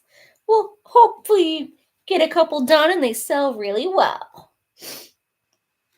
This thing will definitely not be sold. It will be slightly shameful when it's finally done and ends up on my wall. It will know what it has done over the years.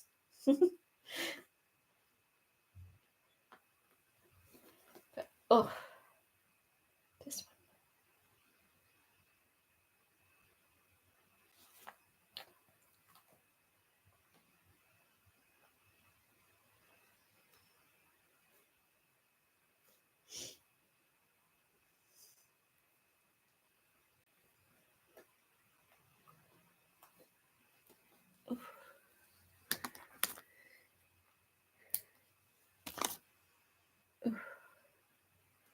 And on that, we will continue hanging out. But my crafting bit is done because, oh my goodness, my fingers are killing me. I got a little bit more done there. Not as much as you would expect for an hour and a half, but we got a little bit. And so we're just going to run with that and be, yay, we got something done.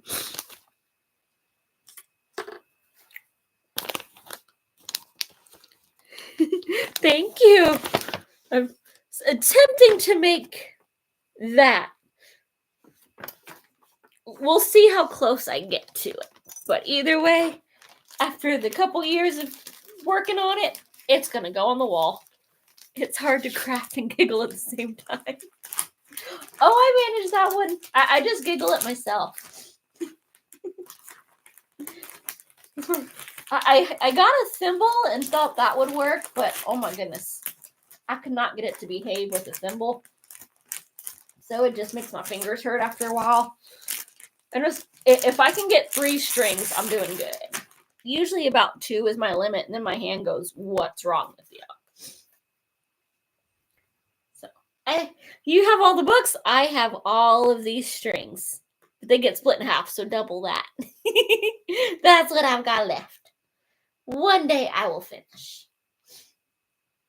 We're going to go with, I'm just getting my money's worth out of it. I spent $15. I don't want to finish it too fast.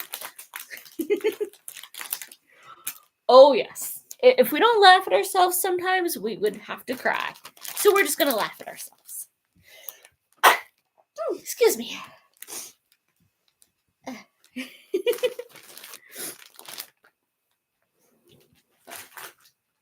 So what have you got going for your journals?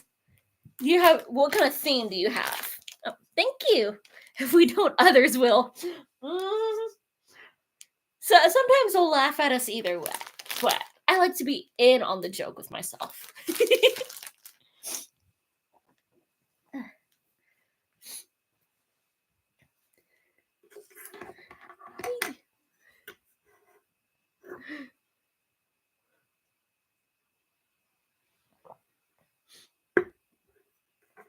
I do all different things. Nice.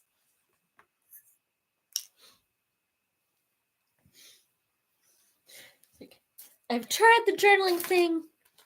Now I just I have my one that I use a little bit just to go, oh yeah, these are my books for the month, so I know what I'm talking about on my wrap up. And then I still forget to write one down and don't find it until I'm putting the pictures up and go, oh, oops. Well, we're just going to make a note on that one because I am not good at editing. I just go with it and laugh at myself. See, this is what happens out in the wild. Like, we'll leave the professionalism for the other folks.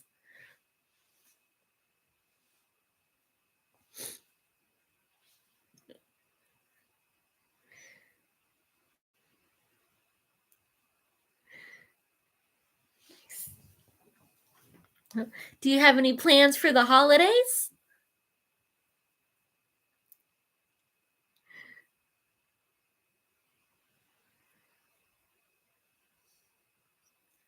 I know Jenny's going to go hang out with some folks. I'm going to be here doing some reading and snuggling with the puppies. Or, snuggling with Lil Man while I'm getting yelled at by Franny because, she needs her food that she's already had. She keeps thinking that I don't know, even though, I'm the one that fed you. I know you've had your food. Having stocking opening tonight. Oh, nice. Oh, remember last time I've done stockings. I like the idea of them, but then I never actually get around to doing them. And much like everything else, it must be hidden. The presents go under the tree Christmas morning, because otherwise Franny will inspect them. My social battery won't last long, even with family. It happens. Hot chocolate games. Ooh. Can't go wrong with either of those.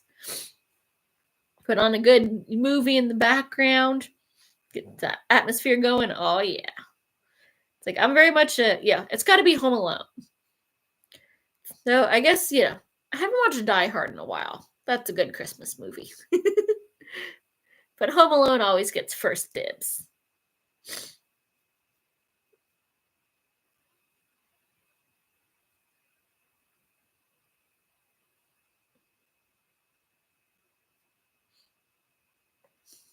Nice.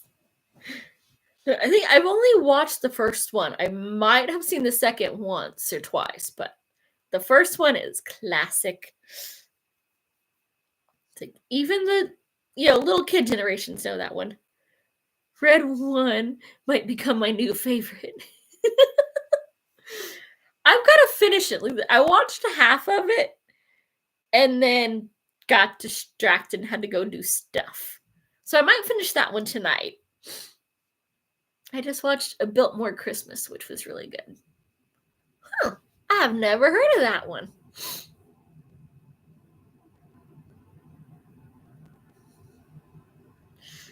Yeah. Red Bottoms, that might be like the only Christmas movie that actually has like some eye candy in it. Because usually they're kind of fun, but there's never anything to like enjoy looking at.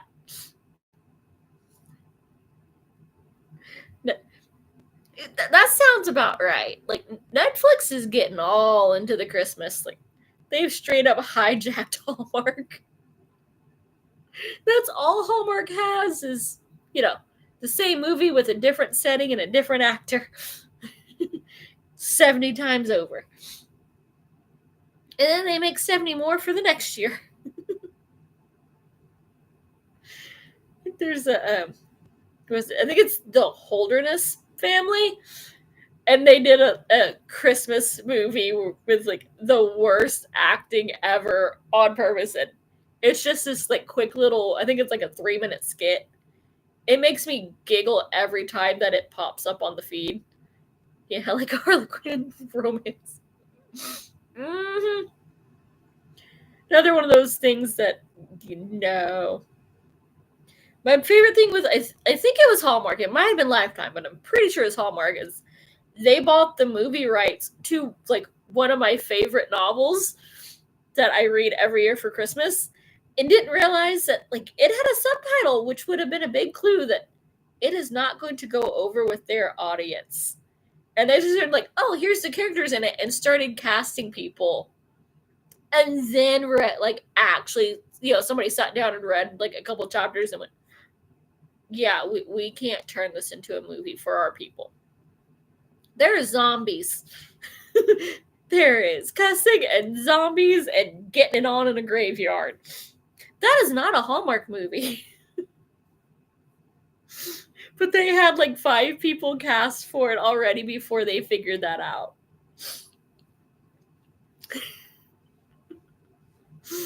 Like, that's why you read the entire title. You don't just go, oh, the stupidest angel, how sweet.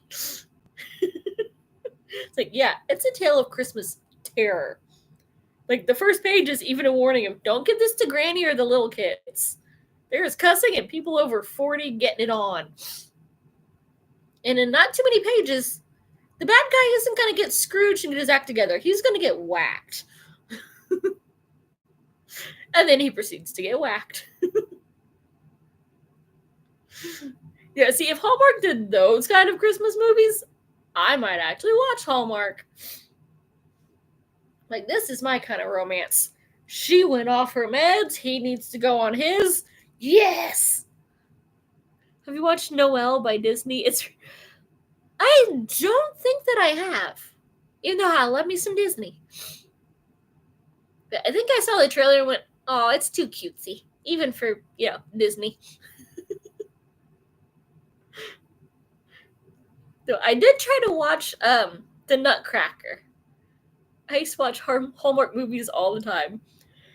So did my grandma, and I started bringing over Disney movies because I couldn't take another Hallmark movie. Like, everything else I watch is not appropriate for grandma, who thinks shut up is like the worst 4-letter word ever. But Disney is safe. So, yep, we started watching Disney movies. And then I got old enough that I had to like raise my older brothers instead of spending summers with my grandma. But it was that and like the soap operas. Watch Hot Frosty. It's like a Frosty the Snowman. But is it like a good retelling, or is it, as the name implies, a very how did they get away with this spicy retelling? Like, I've seen some of those Frosty movies and they were actually funny. This one I'm like, is this the after the kids go to bed for mama movie? No, I liked it. So I saw that title, I'm like, that's I can't believe they put this on here. That sounds like an HBO Christmas movie. Mm. Oh, they don't even pretend like it's Netflix. Some of the ones literally say Hallmark like in the description. It's like we made it for both. Like they wrote it and then we filmed it and put it on here. Like it will have that little Netflix in and say Hallmark. Like that is wow. They've out hallmarked them. Like we got our own movies and we stole yours and made them our movies. I freaking love it. I don't watch them, but I love it. Like they keep recommending them to me. I'm like, do you see what else I watch Netflix? Come on now. Like, yes, there's another redhead in this, but that doesn't mean I'm going to watch it. Like I was watching Transformers and Scream. That does not say ooh Hallmark.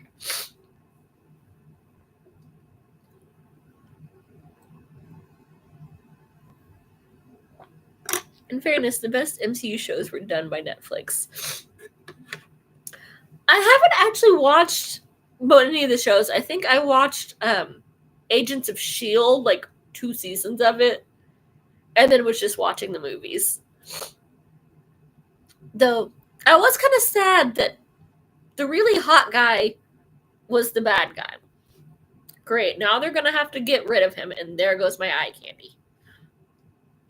Just rude. Hi, William, how are you? Happy holidays to you as well. You got any plans?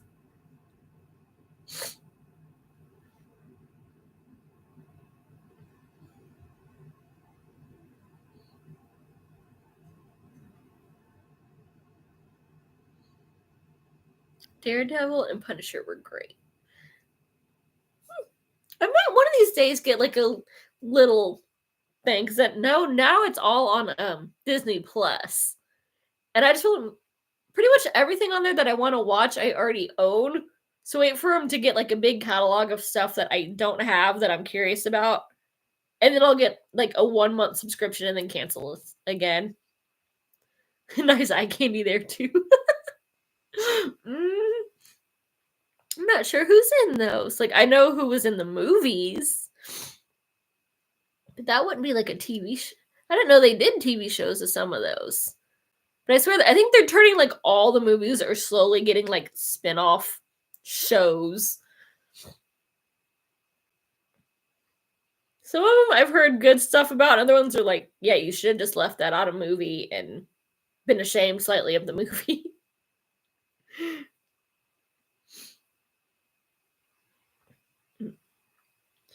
So, yeah. I think Punisher wasn't.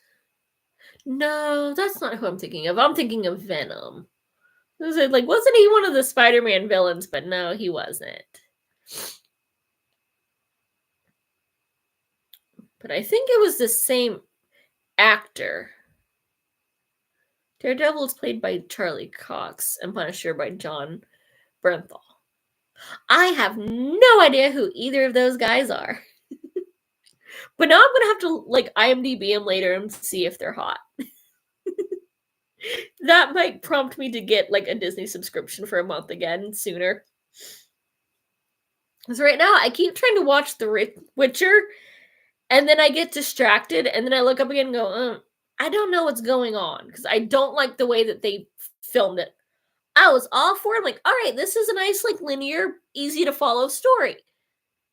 And then they flipped it and went, no, we've got a couple different timelines and things going. You just thought it was all this way. I'm like, this is why I don't do fantasy. Y'all are confusing me even when I'm paying attention. Like, I was just watching it for the hot guy, but it was actually seeming good, and then you went and lost me. Watch Daredevil first. Punisher gets introduced in season 2, I believe. Nice. Already Christmas Day in my time zone. Probably going to eat too much later with extended family lunch and dinner later. Ah, well, Merry Christmas. That is Dang, you're several time zones ahead. I got another 10 hours. What time is it there?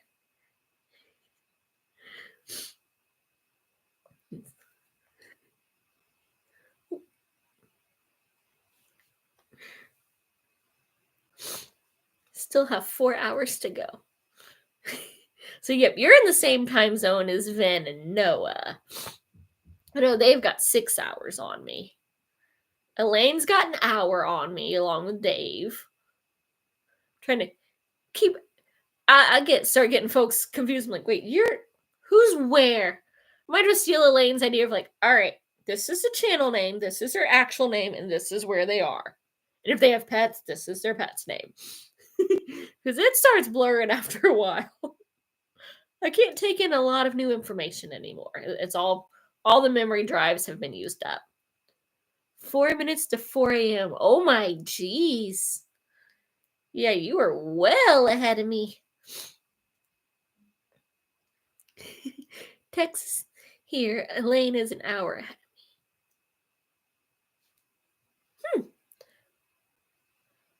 Thought Texas was an hour behind. Though I think it's like depends where exactly in Texas you are. Were you looking for Santa, William? He was sneaking off to see if there was any cookies left. Because we all know Santa gets the best cookies. The family gets the okay ones that are, that first batch that didn't quite cook right, like the pancakes. Nice. Ah, so you're in my time zone. Because I know it always goes, hey, Elaine's doing a live at 3. I'm like, no, she's not. She's doing it at 2. If I wait till 3, I'll miss most of it.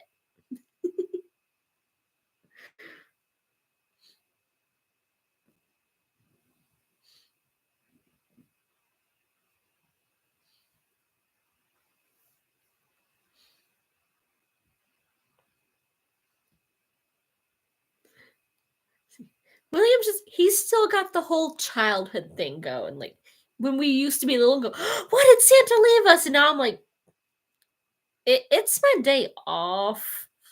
I'm sleeping in. Do not wake me up.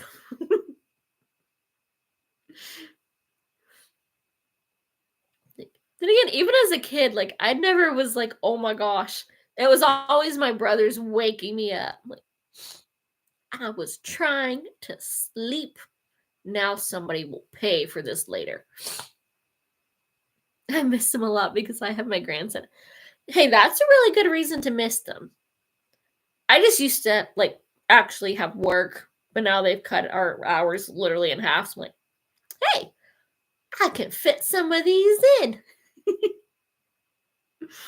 So I've got to where I'm like, I can watch these folks' videos or I can catch the lives. Crap. There's actually an old BuzzFeed YouTube video proving Santa exists. I love it.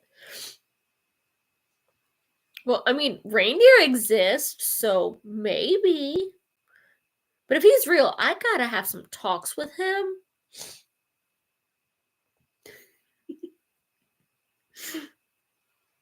Didn't the Norwegians make a gravestone for Santa? I just like that Jeff Dunham Christmas one. He's like, so he's just like breaking into people's houses. Like, folks are like, hey, yeah, get this, from a stranger who's all, happy and red nose because he's been drinking, and you let him in your house because he said he had something for your kids. What about the apartments that don't have chimneys? What about them? He's just, and there's also, I saw a theory going around that Santa is actually just a wizard using flu powder that, connects the muggles to the system just for Christmas. That we don't even know about it. It's all just a made up legend to keep the wizards secret.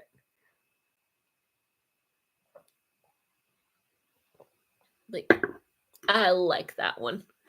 That would explain some of the smart aleckiness.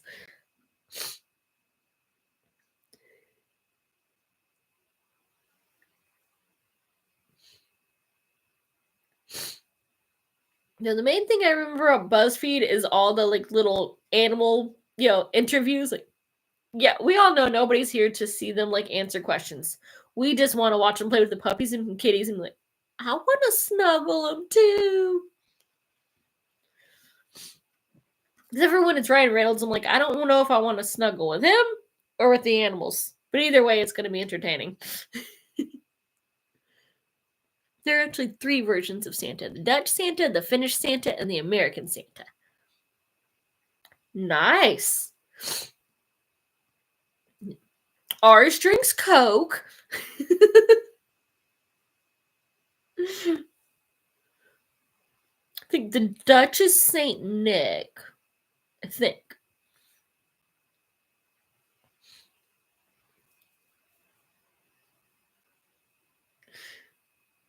Just Googled and saw that a French journalist claimed it last year in Nantes.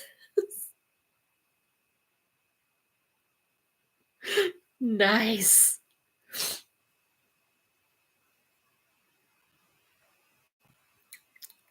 Journalism gets a little wacky this time of year.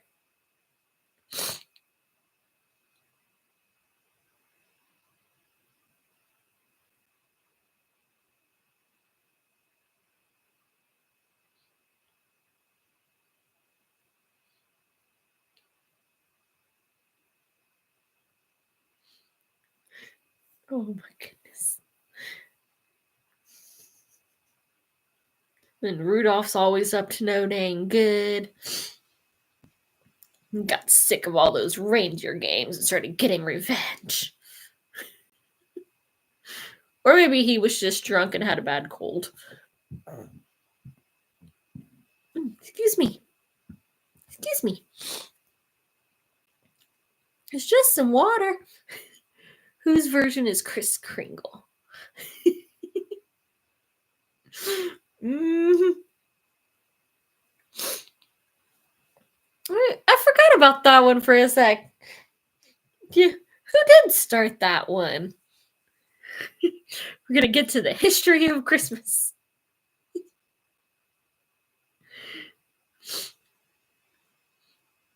I think the real, no joke, St. Nicholas was Greek or Turkish. Not 100% sure. We'll double check. And now he's just a cover for, there's a reason Daddy doesn't know what you got for Christmas.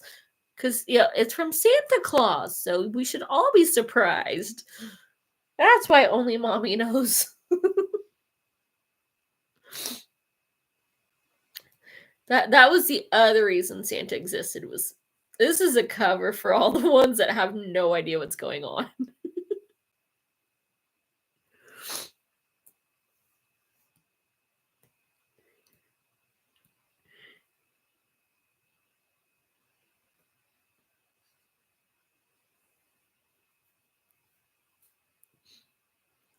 Santa is actually pagan. He was an idol named Odin. He said, we'll double check. I thought you were ordering yourself to do it. That checks out. It's like a lot of the holidays that are, religious are just like, well, we wanted people to join our group, so we stole their traditions and renamed them. So, yeah, that checks.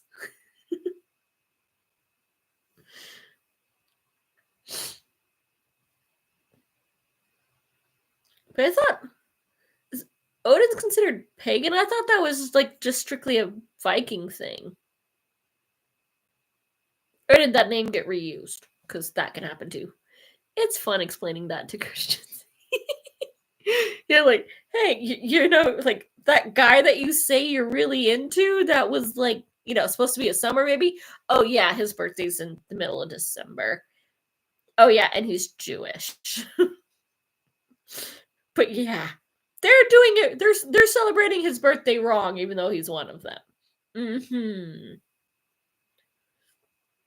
Or all the folks who went, it's Merry Christmas. If you want me to tell you Merry Christmas, then say it first. Otherwise, I don't know what you celebrate, so I'm not going to assume.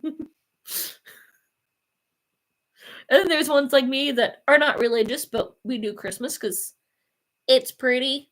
It's the thing that's done around here, so it's just a fun excuse to have a tree and lights and food and unwrap stuff.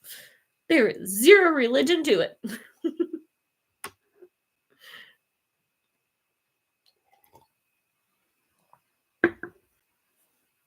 Pagan is ultimately multiple gods. Nice. Both. He was Greek, born in Turkey. Nice.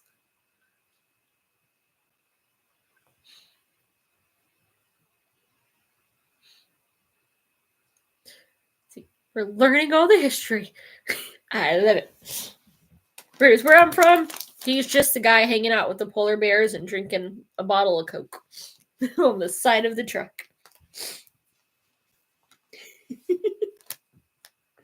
And then you tell the little kids, you better be good, or Santa's gonna spy on you in your sleep and bring you coal. And I've actually got coal in my stocking once because my adoptive-ish mom, they like she always finds like cutesy stuff, and they had lumps of coal that were like bits of dark chocolate. It's like, of course the redhead gets coal. Two countries that are too hot for my pasty. Why do you think I don't go outside? I fill up the bird feeders and water my flowers, and then the rest of the yard work is somebody else's job. Like, I don't tan. I turn, this color. I got two colors, ghost and lobster. We don't do outdoors. I can sunburn in the shade on a cloudy day.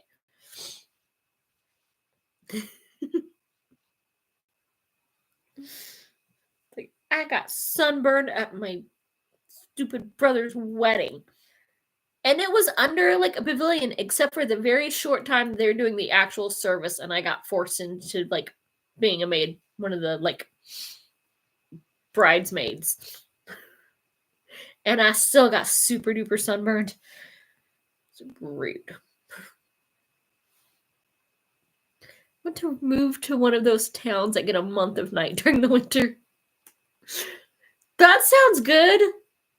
But then those are always like really cold, and my mind just goes zombies, vampires, polar bears. I want to pet the polar bears, but they're going to try to eat me. But that light level is good for me.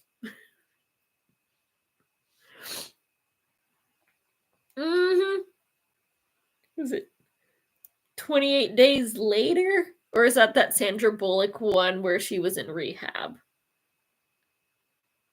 There's a couple with very similar names. But it was 28 something, I think. Not try, they will. Not if I'm like, woohoo, and swinging around on their back, because they're like, all right, you're huge enough, you could be a pony. 30 Days of Night with the... Yes! Thanks for knowing what I'm trying to think about. Like, why do all the cute ones want to be so mean? I just want to snuggle them. Like, no, you can't pet the polar bear. No, you can't snuggle like the cheetah.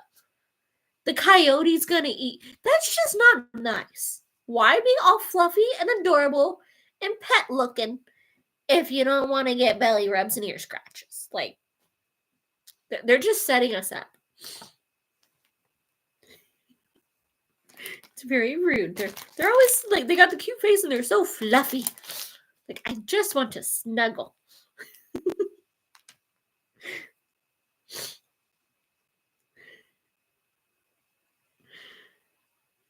You gotta get the little babies and hope mama's not looking.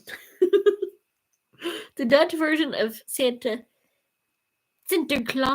I probably butchered that, is actually a character out of a horror film.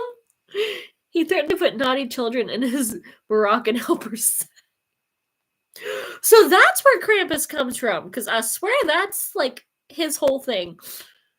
All the bad kids go into like a sack or a drum or something. Death floofies. Freaking teases.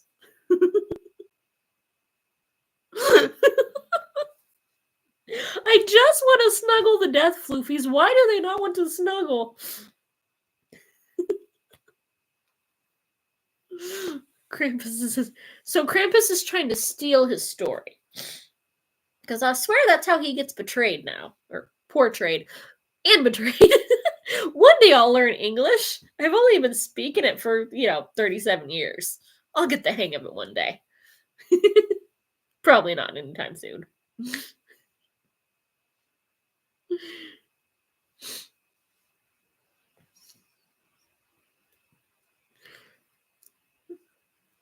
Where is it that does like the Krampus festival? I know I saw a couple places that, the videos that were streaming. Oh, that looks cool. There's just all these people in like their own like homemade Krampus costumes just parading around at night with like fire and stuff. Krampus punishes naughty kids where Santa rewards the good ones. Except for Santa also leaves coal, which is kind of a punishment. Or maybe he ate them. That's the after dark version of Krampus. It's like instead of the sack, he puts them in his pot and, turns them into a stew.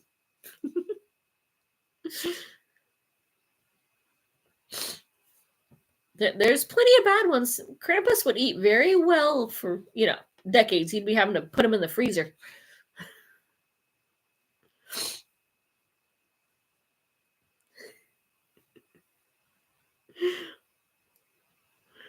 Oh, jeez.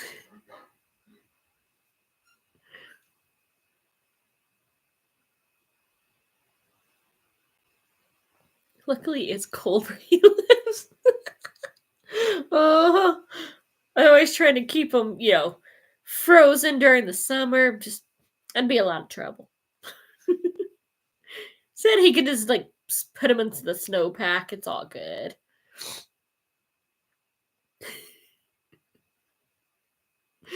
He's like, all right, I'm gonna thaw this one out and try it with this seasoning today. Little Timmy sounds delicious. That Johnny isn't sitting well. And Karen, let's not get started on her. She was way too spicy. North Pole is one giant meat freezer. And half of them didn't expect to end up popsicles, but they did.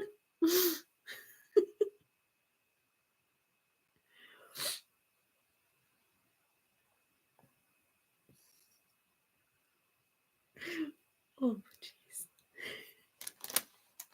jeez. Great, now I'm just picturing human popsicles. No! Why did I do that to myself? Use them for stirs and big old vat of tea. I don't know. Oh, jeez. My mind is not nice. It's a very dark place. Maybe we should write this as a horror. Yeah, I think between the two of us, we could have some fun. It's been a while since I've done one. But I mean, I did have Snuggles and Teddy Bear slaughter an entire family once. And I got an A on that story, too. Ooh, Jack, Beezer, where do you think you're going? I saw your tail.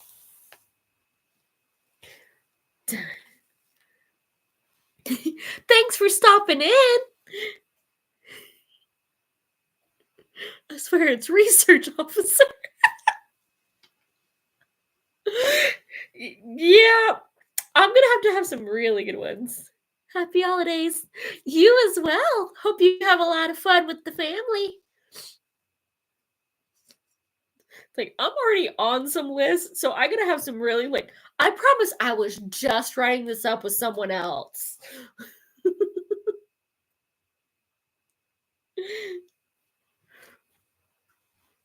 That's honestly, I wonder how murder mystery authors are not on more lists and pulled in on a regular basis of Yep, so we were looking, and why were you wondering how long it takes to, like, dissolve a body in specific acids, and how to, get rid of this and that, and, you know, what is this actually sharp enough to cut through that?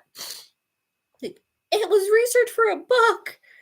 I wonder his research assistant would be a valid excuse. Not with my luck. Like, even the pigtails aren't working. Like, she said she was just writing a book. Had to start busting out the tears and have somebody to throw under the bus. Like, they made me research it. They said it was for a novel. I didn't think they were actually testing it out. I mean, like, I've heard of, like, getting into it. I mean, we've all seen Castle and his working out how to, like, break out of a scene so it doesn't come off as, yeah, right, that wouldn't work, but I didn't think they were actually doing that part. I thought they were just having somebody, like, tie him up and see if they could break loose that way. Get out the pippy. You laugh, but I have done that. It works really well in retail. Like, you can't yell at me. There are witnesses, and you will look like a monster yelling at the little girl with the pigtails. I can't cuss you out without losing my paycheck, but they can. And you can always tell they're thinking about it. Like, I want to. There's a lot of witnesses, and some of them are bigger than me. I'll have some time for myself this morning before the family lunch. My wife will take the children to church. Personally, not religious. Nice. It's always good to have a little, like, wind down. Yeah. I joke, like, if you catch me in a church and it's not for a wedding or a funeral, call the cops. I'm there under duress. That is your sign that I have been kidnapped. I'm in a church. I don't do that.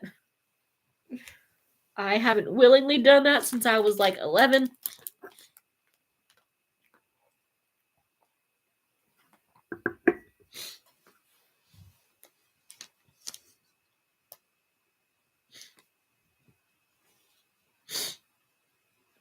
Getting ready to psych yourself up for hyper excited kids. You gotta, like, mainline all the coffee. Or if you're lucky, they'll be, half asleep from church. So they'll come home and they'll have a nice nap. But then you have to deal with them having the energy of having, had a nice long nap. It's a double-edged sword there. Giving kids naps is great when you get to send them home. Not if you're the home they go to.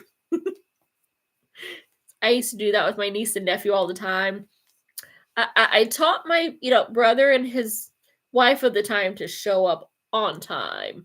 Like, I gave him a nap and some, scented, like, glittery body lotion and plenty of sugar and caffeine for dinner so they'd be awake long enough to, see you afterwards. There are a couple times they learned.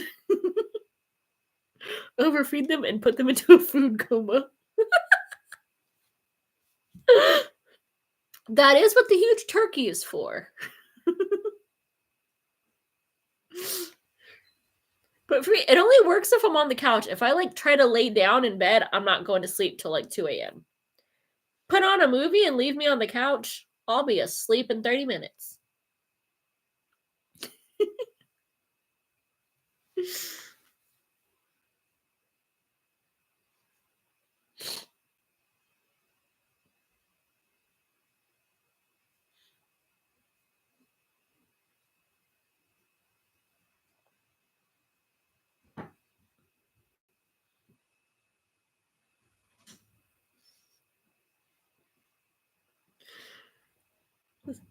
Yeah. How old are the kids? Are they, young, like, super young and hyper, or are they kind of, like, old enough to kind of chill? Just give me a coffee on the sofa and I'm out in 10 minutes. Coffee's supposed to wake you up, not put you to sleep. Unless you forgot your, like, Ritalin or whatever that yeah, they're giving for that now.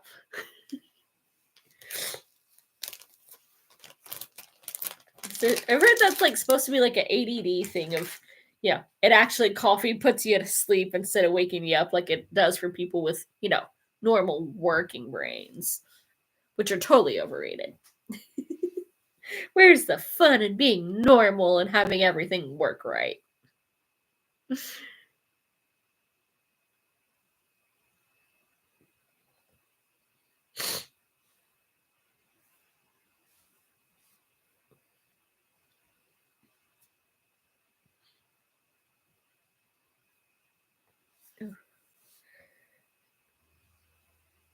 Who needs normal? Unpredictable is much more interesting. Exactly. My children are 16 and 7. Oh, that's quite the age gap. So you got the innocent little one and the teenager. Good luck, my friend.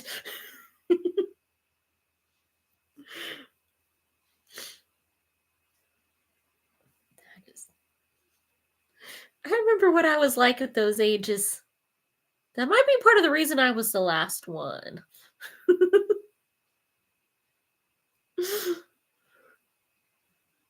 And why I'm making very, sure they ain't gonna be none. No mini me's running around. Only four-leggeds.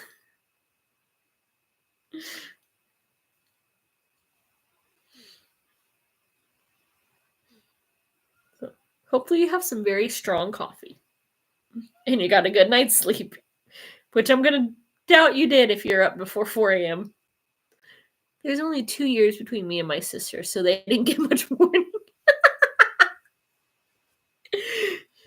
Yeah, there was 5 and 8 years between the ones I lived with, and the half sister has 21 years on me. I thought she was a crazy lady when she showed up and, thought my dad was her dad. Luckily, we aren't that similar. Aw. Don't be eating that. You ain't sneaky. You fluffy, but you ain't sneaky. JB always thinks because he's a cat that he can't be seen. He's seen. And now he's asking me to get in trouble. Eat. We do not eat the kitties. We just laugh at them because they're really stupid. He was sweet when he was a bottle baby, and then he started being able to see. And now he's very, very dumb, and it's really fun. He terrorizes his mama, and then gets terrorized by his brother. Because only little man is allowed to pick on Franny.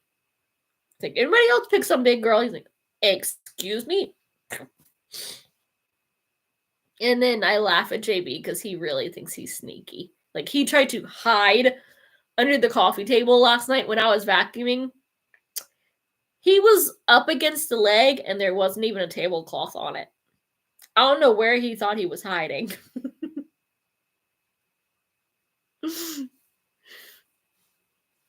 But he for real thought he was sneaky. He gave me the biggest eyes when I looked at him and told him it was safe to come out. And I was like, you see me? Through all this camouflage? What? It's a good thing he's cute. It's when they try to hide him. We don't have one of those because I would hurt myself on it even more than I hurt myself on everything else. But yeah, he would be the one that would try that and be surprised when you knock on the table and look at him. At least occasionally he's vaguely smart. Like, he loves when I have a big old tablecloth on the coffee table because he'll get his head and shoulders under it. And if he can't see you, then you can't see him.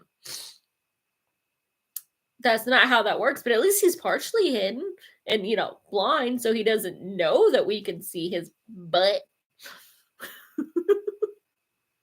Mm-hmm.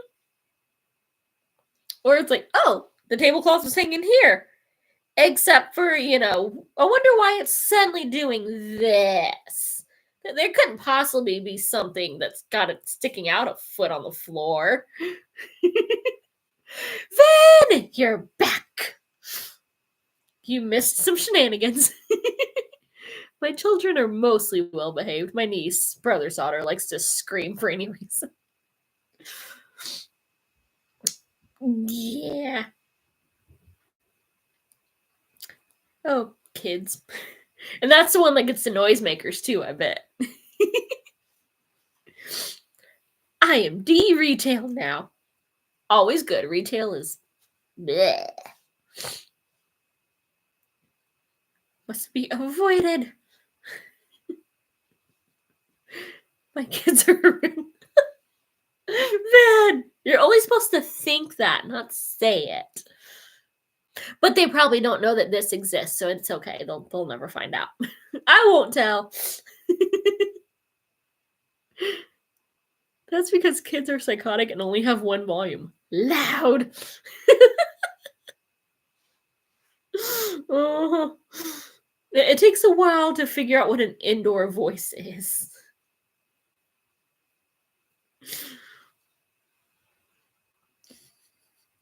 Just been speaking to them and make sure they were behaving for mom.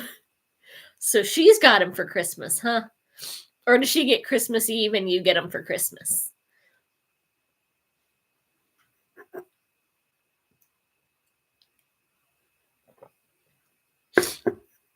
After they've already been sugared up on tons of cookies.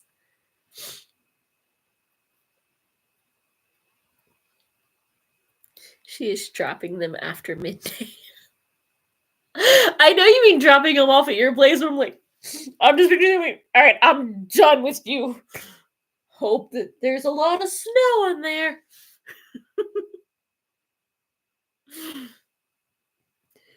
Gives me time to cook for Christmas dinner at 5. Oh, that is early. Done.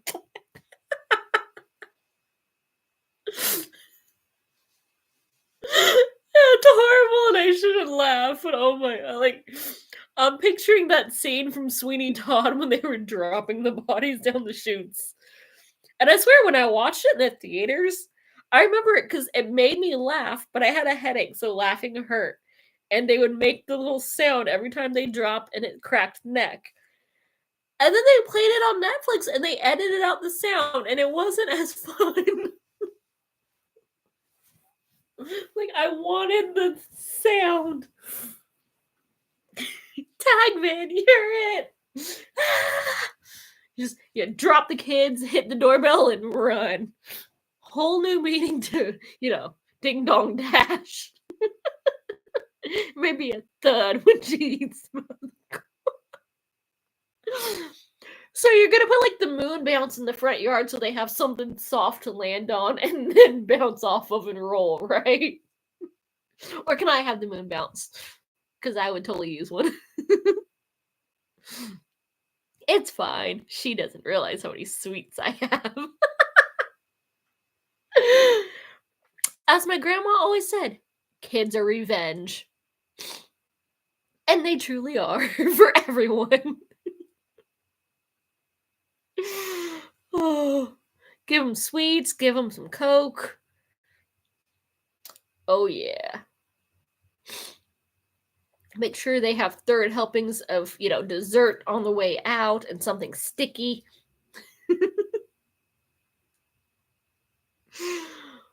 Oh.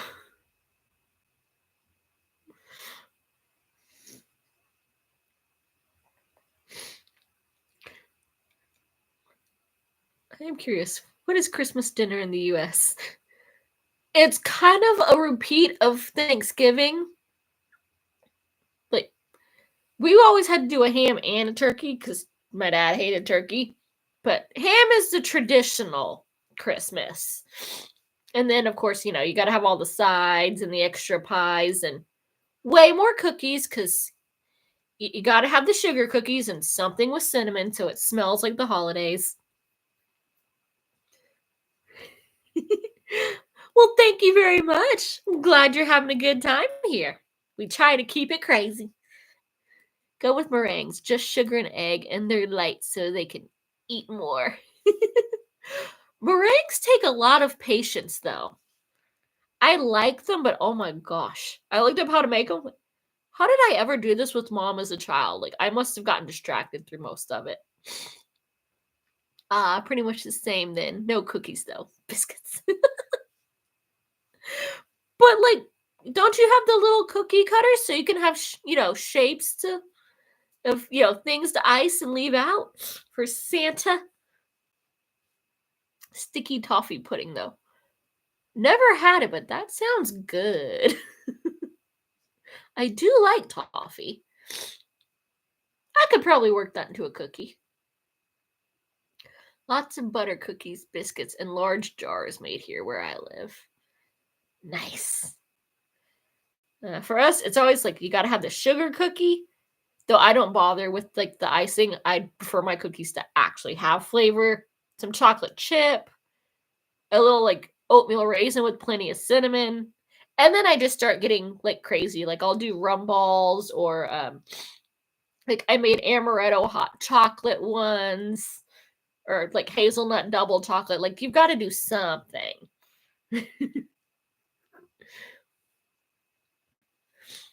I'm still trying to get like a good like fall apple-y cookie, but I haven't got any of those to come out how I want.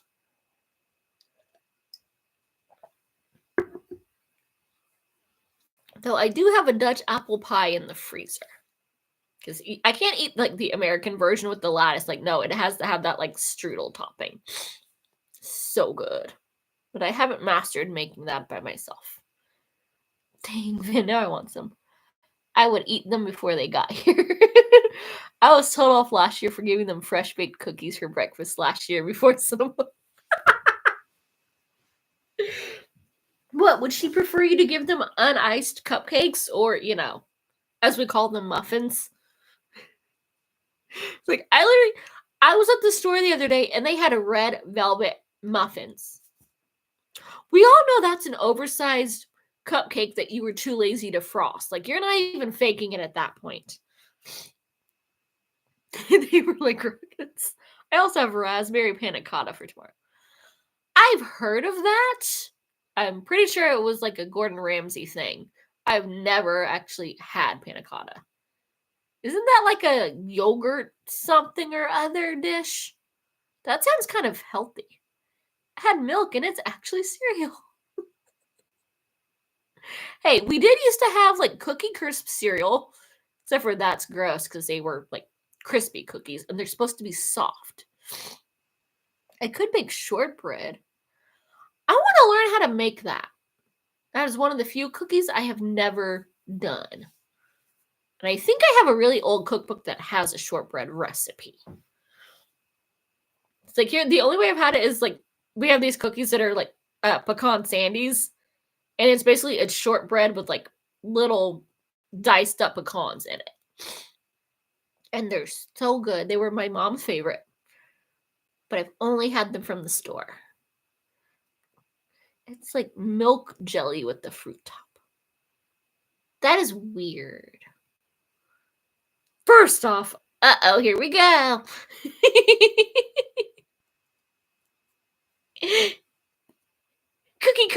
Cookie. Bread is a biscuit. It's a cookie. Second, it's so easy.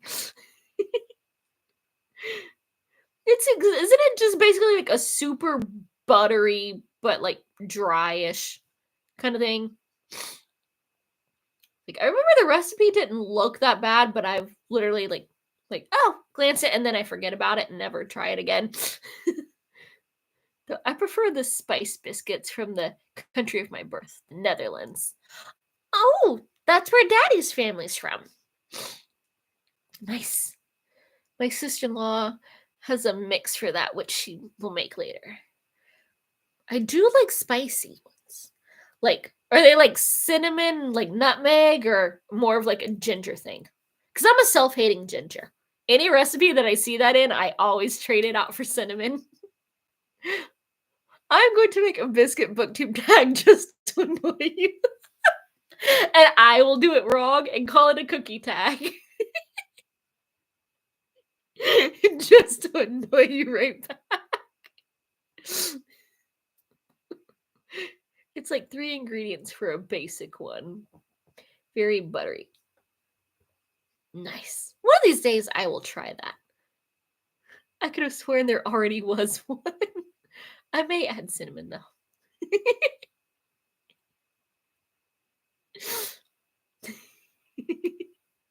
I haven't seen a cookie booktube tag, but now I'm gonna have to look.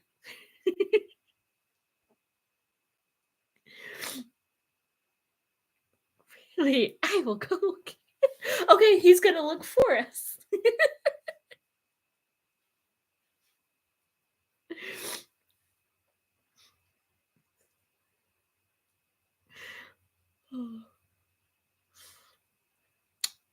There is. I'm totally gonna have to do that soon. And the one that I saw on Witchy's channel the other day.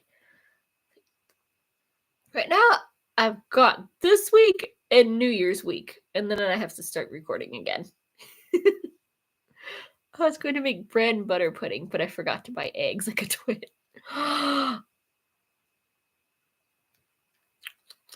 The bread pudding has always kind of weirded me out. I think I've tried it once or twice, and it was just the texture was just not right. There's not supposed to be bread in pudding. I know there's a Girl Scout cookie tag, but I swear I saw a biscuit one. Ooh, Girl Scout cookies are dangerous.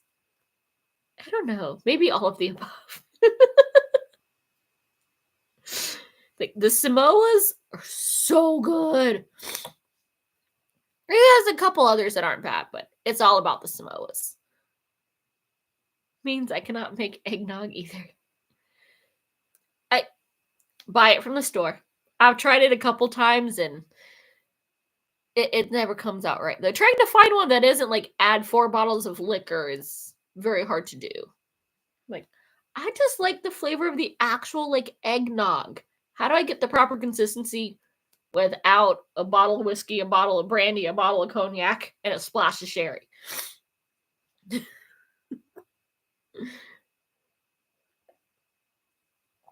I want my cinnamon and nutmeg and, creaminess. I'll leave kitchen exploits to those who are competent there. I might just like make like a basic vanilla pudding and just add like the spices of eggnog. So it's like it won't be proper eggnog, but it'll be eggnog flavored pudding. And that will just have to be good enough. I love cooking, baking less so. See, I grew up baking. Like cooking, I like certain things. Like I like to make drinks and desserts. And occasionally I get excited about playing with stuff for dinners.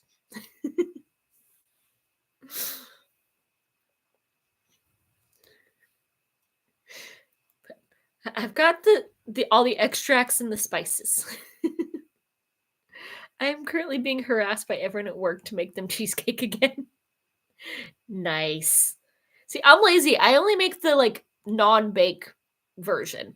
Like just mix and chill. I have never tried to make one that you actually have to like do the water bath for. I don't even have the proper pan for that. If I want one of those, bump it, I'll just buy it. Even though if I actually tried, I probably could make it better. It wouldn't be pretty, because my baking is not pretty. But close your eyes and it'll be delicious.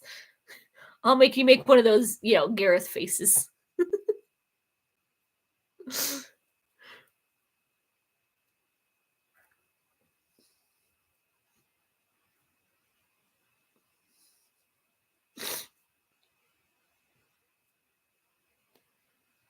I'm not doing it this year, but in years past on Christmas, we had an open house where neighbors walked in and out of our. I know some of the neighbors' dogs. Don't ask me a single name of any of my neighbors. The last time Amy baked, she made the mistake of allowing her 4-year-old niece to help. She looked like she had been branded by Saruman. Oh my gosh. I never had my cheesecake tray returned. Well, that's just rude. Like, you're not getting more if I have nothing to bake it in, buttheads.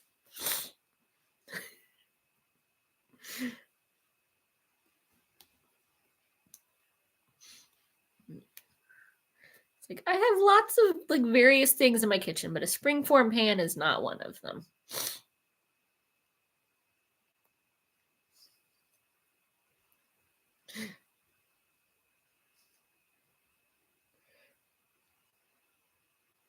So they're kind of rude because every time you see one, it's like, oh, we have a raspberry swirl. I'm like, no, I want white chocolate and strawberry.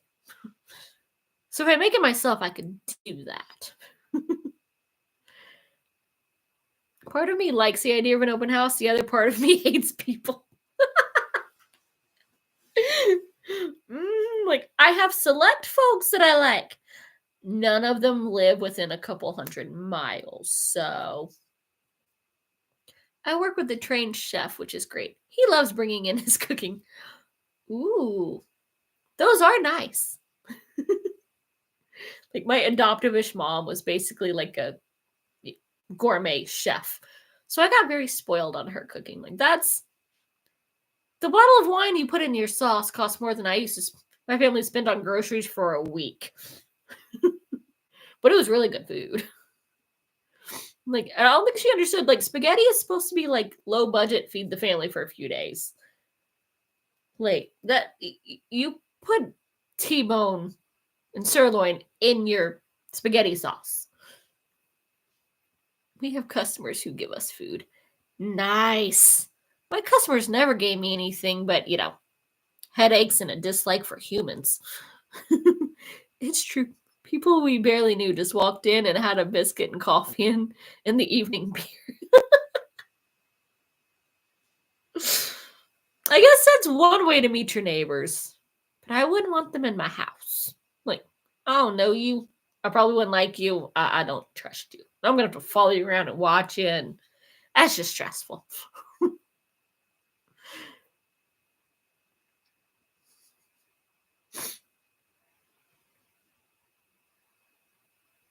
We had one that would switch between banana bread and lemon drizzle. Gotta love grandmothers. Nice. Yeah, grandmas are freaking awesome. Mine should not have stayed in the kitchen as long as she did.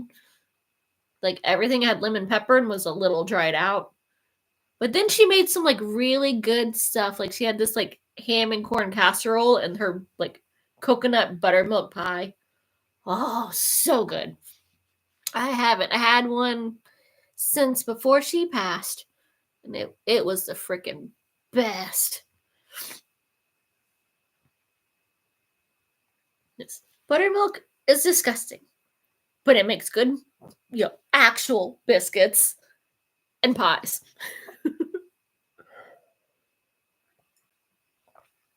Because you can't do biscuits and gravy with just any biscuit. It's got to be a proper Southern buttermilk biscuit. I was brought up by my grand. She is the one who taught me how to cook. You can't beat old-fashioned comfort. So that's why you know how to cook. Like, supposedly, like, my grandma and my nanny used to be good, and then they got older and was just like, nope, y'all just stressing me out, and I'm tired. And yeah, started getting rushed in the kitchen. And then the one just had so many health issues that she couldn't stand up long enough to do it after a while. But I've seen some of her recipes in, like, the family cookbook. But most of the copies have gotten lost or destroyed. I think my brother has the only one left. So he's going to digitize it and send it out. Which is amazing because he doesn't really cook. He's the one that threw noodles at the ceiling to see if they were done.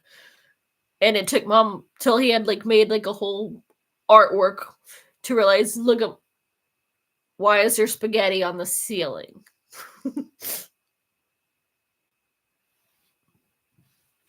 He was not allowed in the kitchen after that. She had so many jobs, from tank welder in World War II to baker to a nurse. Worked for Kellogg's. She worked on tanks? That is freaking awesome!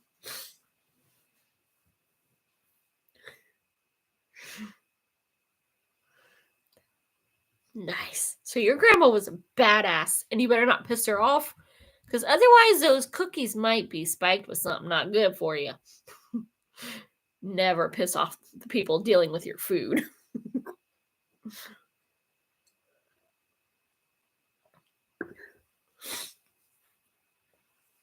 Kellogg's used to make some good cereal too.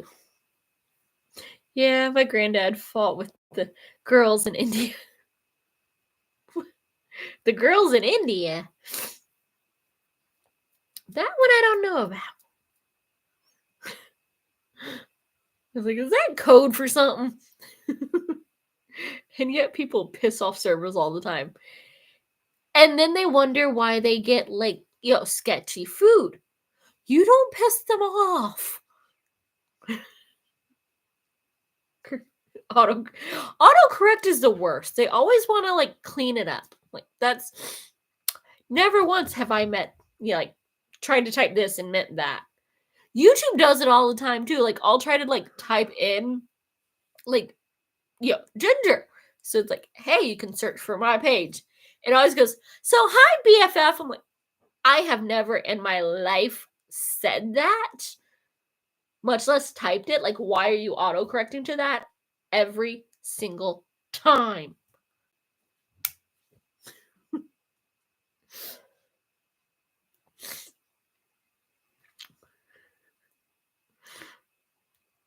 Though I do like the shirt that somebody made for one. It's like, I'm ducking angry, and it's a cute little chick with the butcher knife. Like, yeah, if I say ducking, that's what I mean.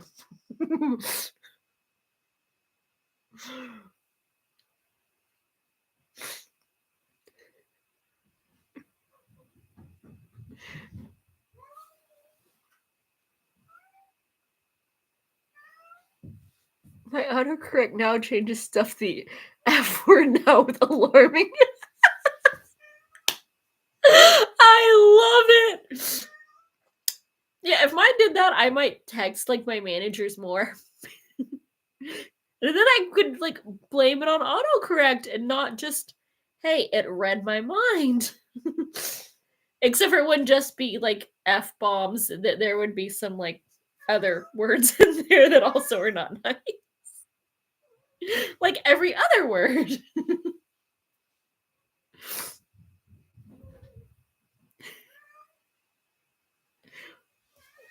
JB, quit fighting the wall. I know that's what you're doing.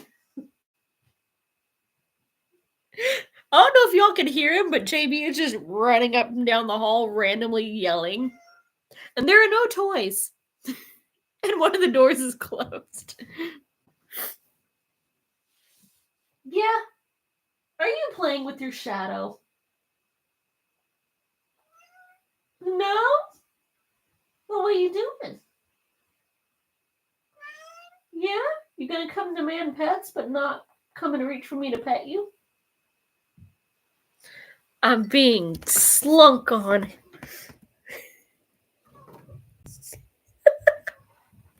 You shall not film me today, human! My fave dark humor meme was the chick saying that it wants to be a dinosaur, and its mom saying, maybe one day. Next pick was a dino nugget. I love it! My manners are used to me now, so it's not a shock. I autocorrect in real life the same way as well. He's speed bolted. Yeah, this is the shirt that I wear to work in the holidays. They don't always understand that it's meant for them. Like, I'm short, I'm redhead, I'm wearing this. Like, how many other warnings do you need to do not speak to me? Don't even go over there. Today is not the day. Do you want to have to learn how to do my job? Because today will be that day. And then they try anyway. And then I give them the murder face. And some of them learn. Some of them I have to pull the pin out of my ponytail. And then they learn. Like, I'll just say that I was, cramping and he called me fat, and then nobody in the jury will convict me. Like, he clearly wanted this to happen. My Christmas jumper is deck the halls and not your colleagues. But sometimes colleagues need it. Like, how else are they going to get enough damage to shake, an intelligent thought loose? I am set to no by default. It's downhill from that point. Yeah, I just.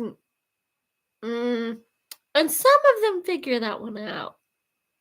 And then some I have to give the evil smile to. And some of them are still not that smart until something happens. It's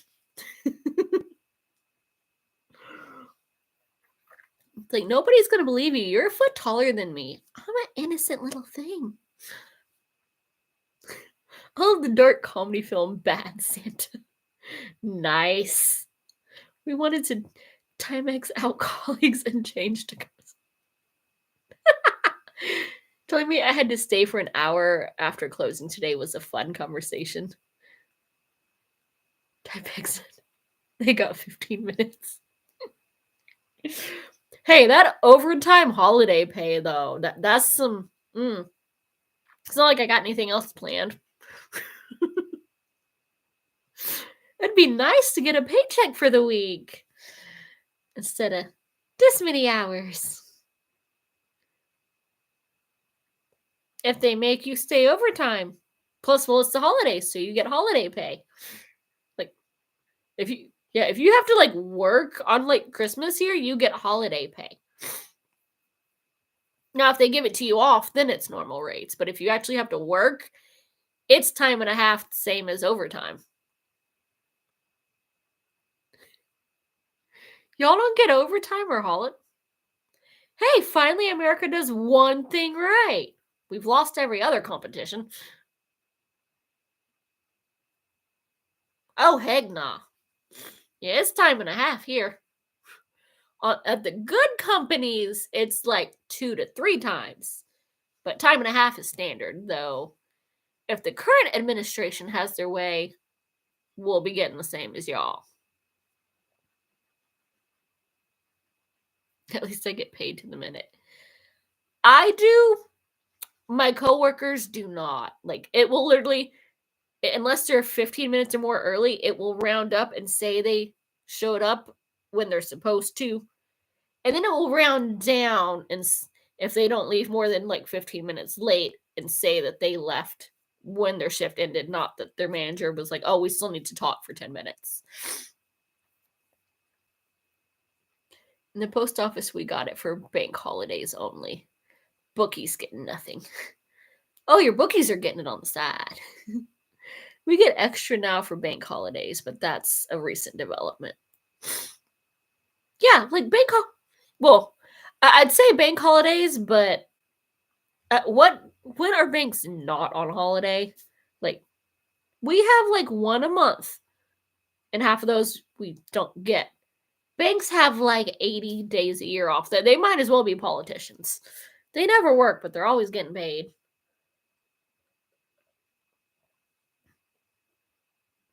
We got holidays instead baked in.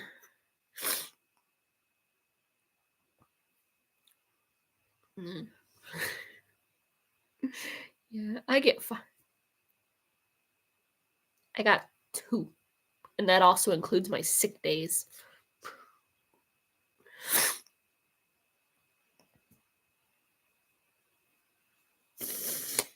Read between the lines, man. Read between the lines. Just rubbing it in. Including BH. What is that? Oh, your banking holidays. Sick days are. At most companies, they are. The one I work for now, however, this is what you get for small town Midwest. Literally family run. Supposedly, like, that's how things were in the 90s at this one company, so that's how they are here. And they wonder why we just show up to work sick and do a bad job because we're sick, and then pass it on to everyone else so that they're also sick and not paying attention because they feel like crap. So I figure they kind of get what they deserve. Like, you could have given me a day off, Instead, you get to deal with like all my mistakes making it to the customer. Because I can't afford to stay home. I'm not related to or hooking up with anyone. I also get my long service bonus in July, which I cannot wait for. Lucky. Although mine gives you a bonus if you don't. I am so getting gypped. I need a passport. Is anyone over there hiring?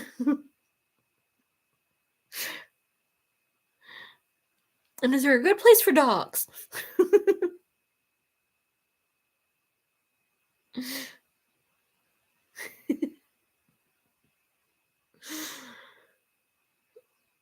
I'm about ready to just like, all right, I'm selling it as is. Peace. I'll check back in a few years when maybe enough of y'all have kicked the bucket from stupidity.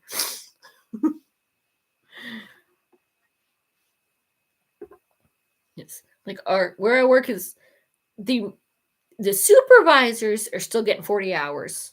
I don't know how, since we're literally not working this week, so who are they supervising? But when we get to work, it's only 24 hours. I can't live on that. And we allow dogs in our work too. I would snuggle all the doggies. I got a Christmas bonus for my job that I have more money in my wallet than I know what to do with. Maybe I'll buy some books with it. Y'all just rubbing it in. But books are good. Have to deal with the third highest energy bills in the world. But you can afford them because you get to work and get paid. Even if you don't work, because you get vacation and sick days. Lucky.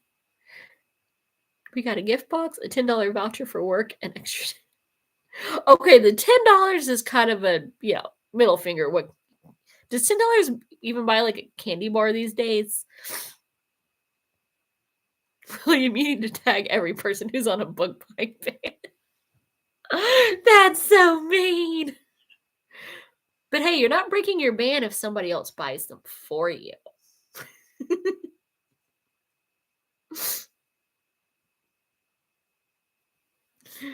Oh, jeez.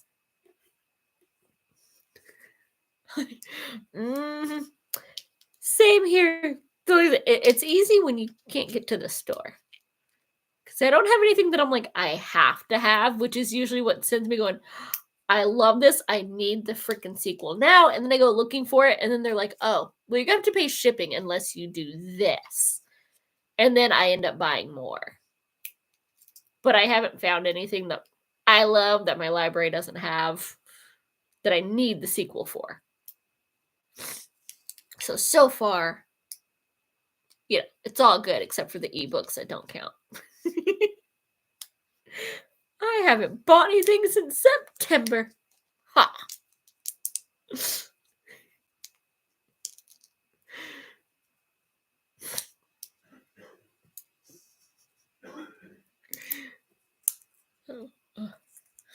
Speaking of sick for the holidays, though, I think I'm going to have to call it because my head and my throat are starting to get me from I'm blaming it on the sinuses because it has been gray and rainy for 2 days straight and it's supposed to continue.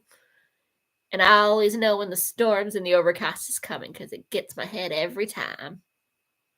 I bought this morning. Jenny, did you add to your ebook pile again?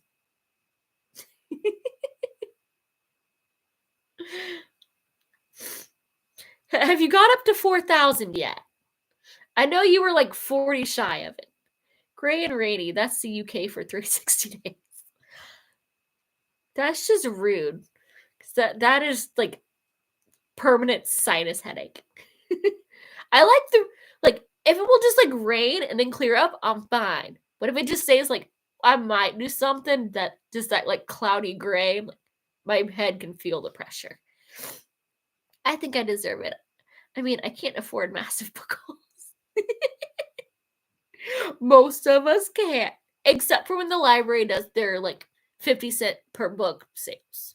Then we can do the big ones. They asked me to get them all. Are the books talking to you, Jenny? That might be a problem. Oops, I'm two.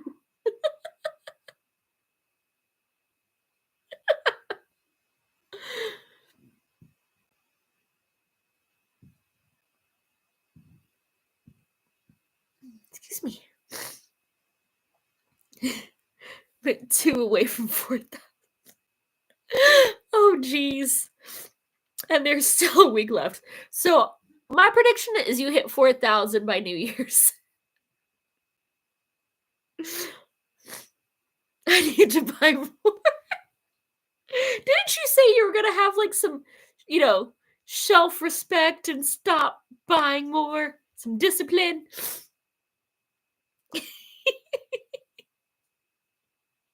At least just get the free ones. No more buying them until you start reading some. And DNF the crappy ones. Then you can read more of the good ones. We believe in you. You can DNF. You can do it, Jenny. That's literally more than I can access through the library. Oh, I'll control myself in 2025. It's still 2024.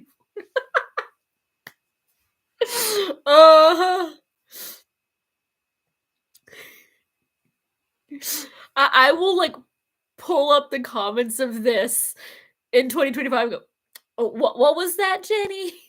We're holding you accountable. There's a screenshot somewhere.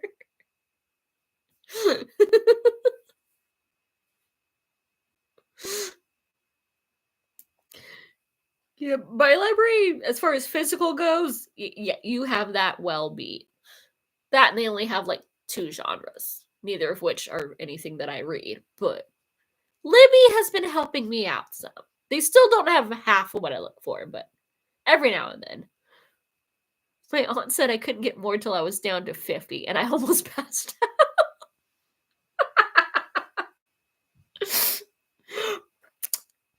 I'd say something, but yeah.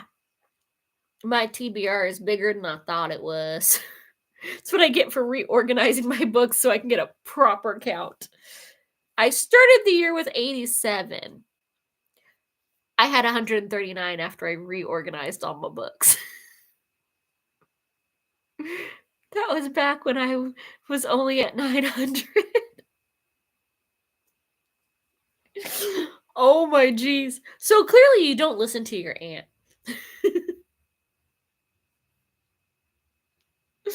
Oh my, haven't told her my current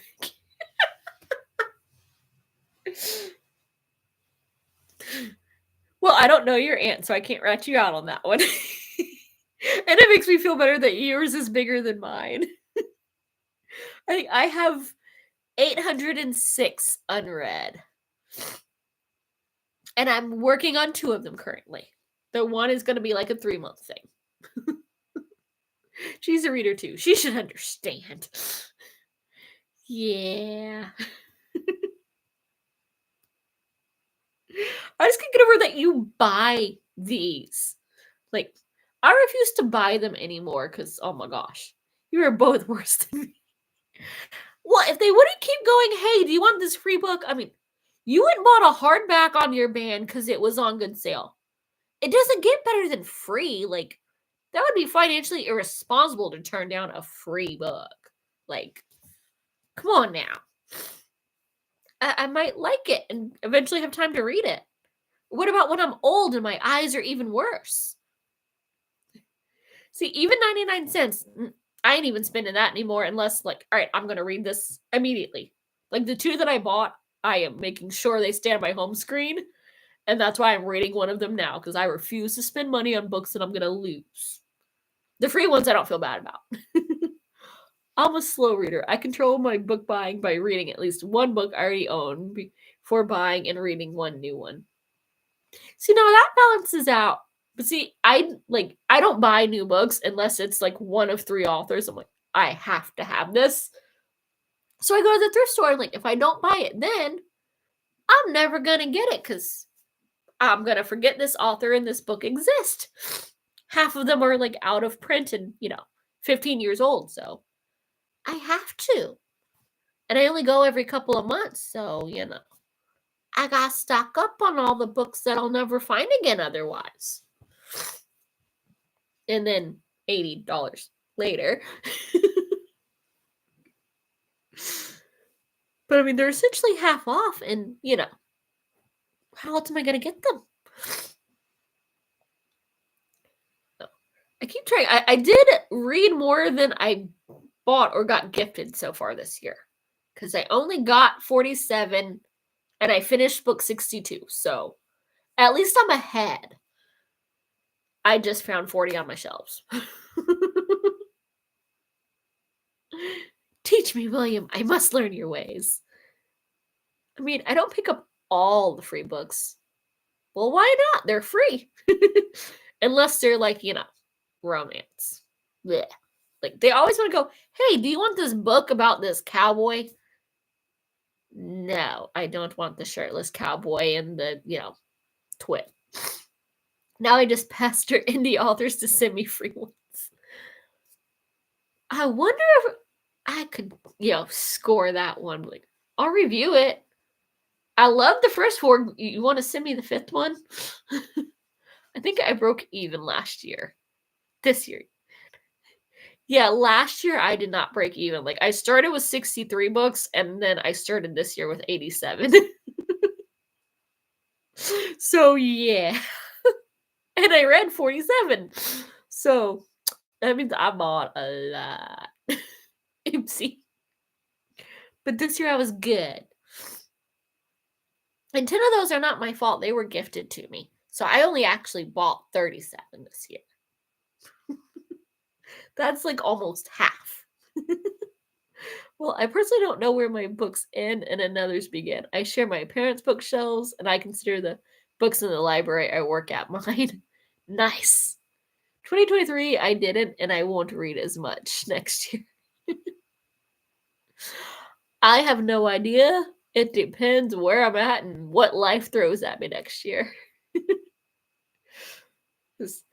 Like, most of my reading, I get done on my phone. It's a lot easier to read when I can go, wee! Physical books, those are harder. Physical books, this is probably the most I have ever read in a year, and I probably will not succeed that again. My goal is to read the 37 remaining that I pulled off of my shelves when I reorganized. We'll see what happens.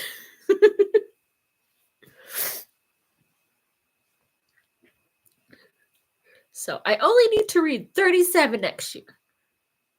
And it might even be less than that because I still got a week to go. I might finish off something.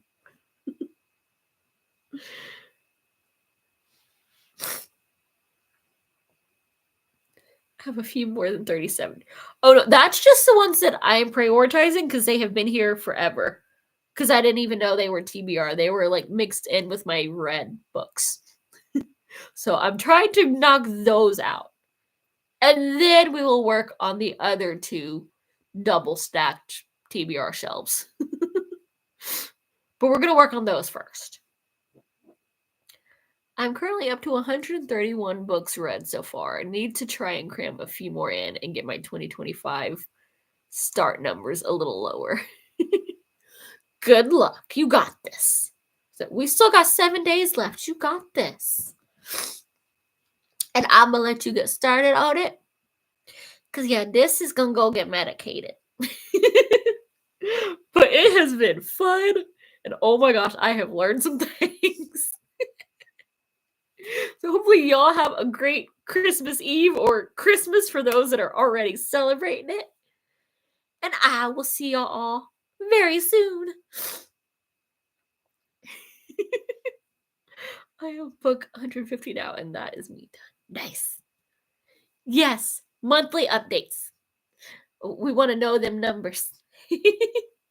Thank you. Bye, y'all.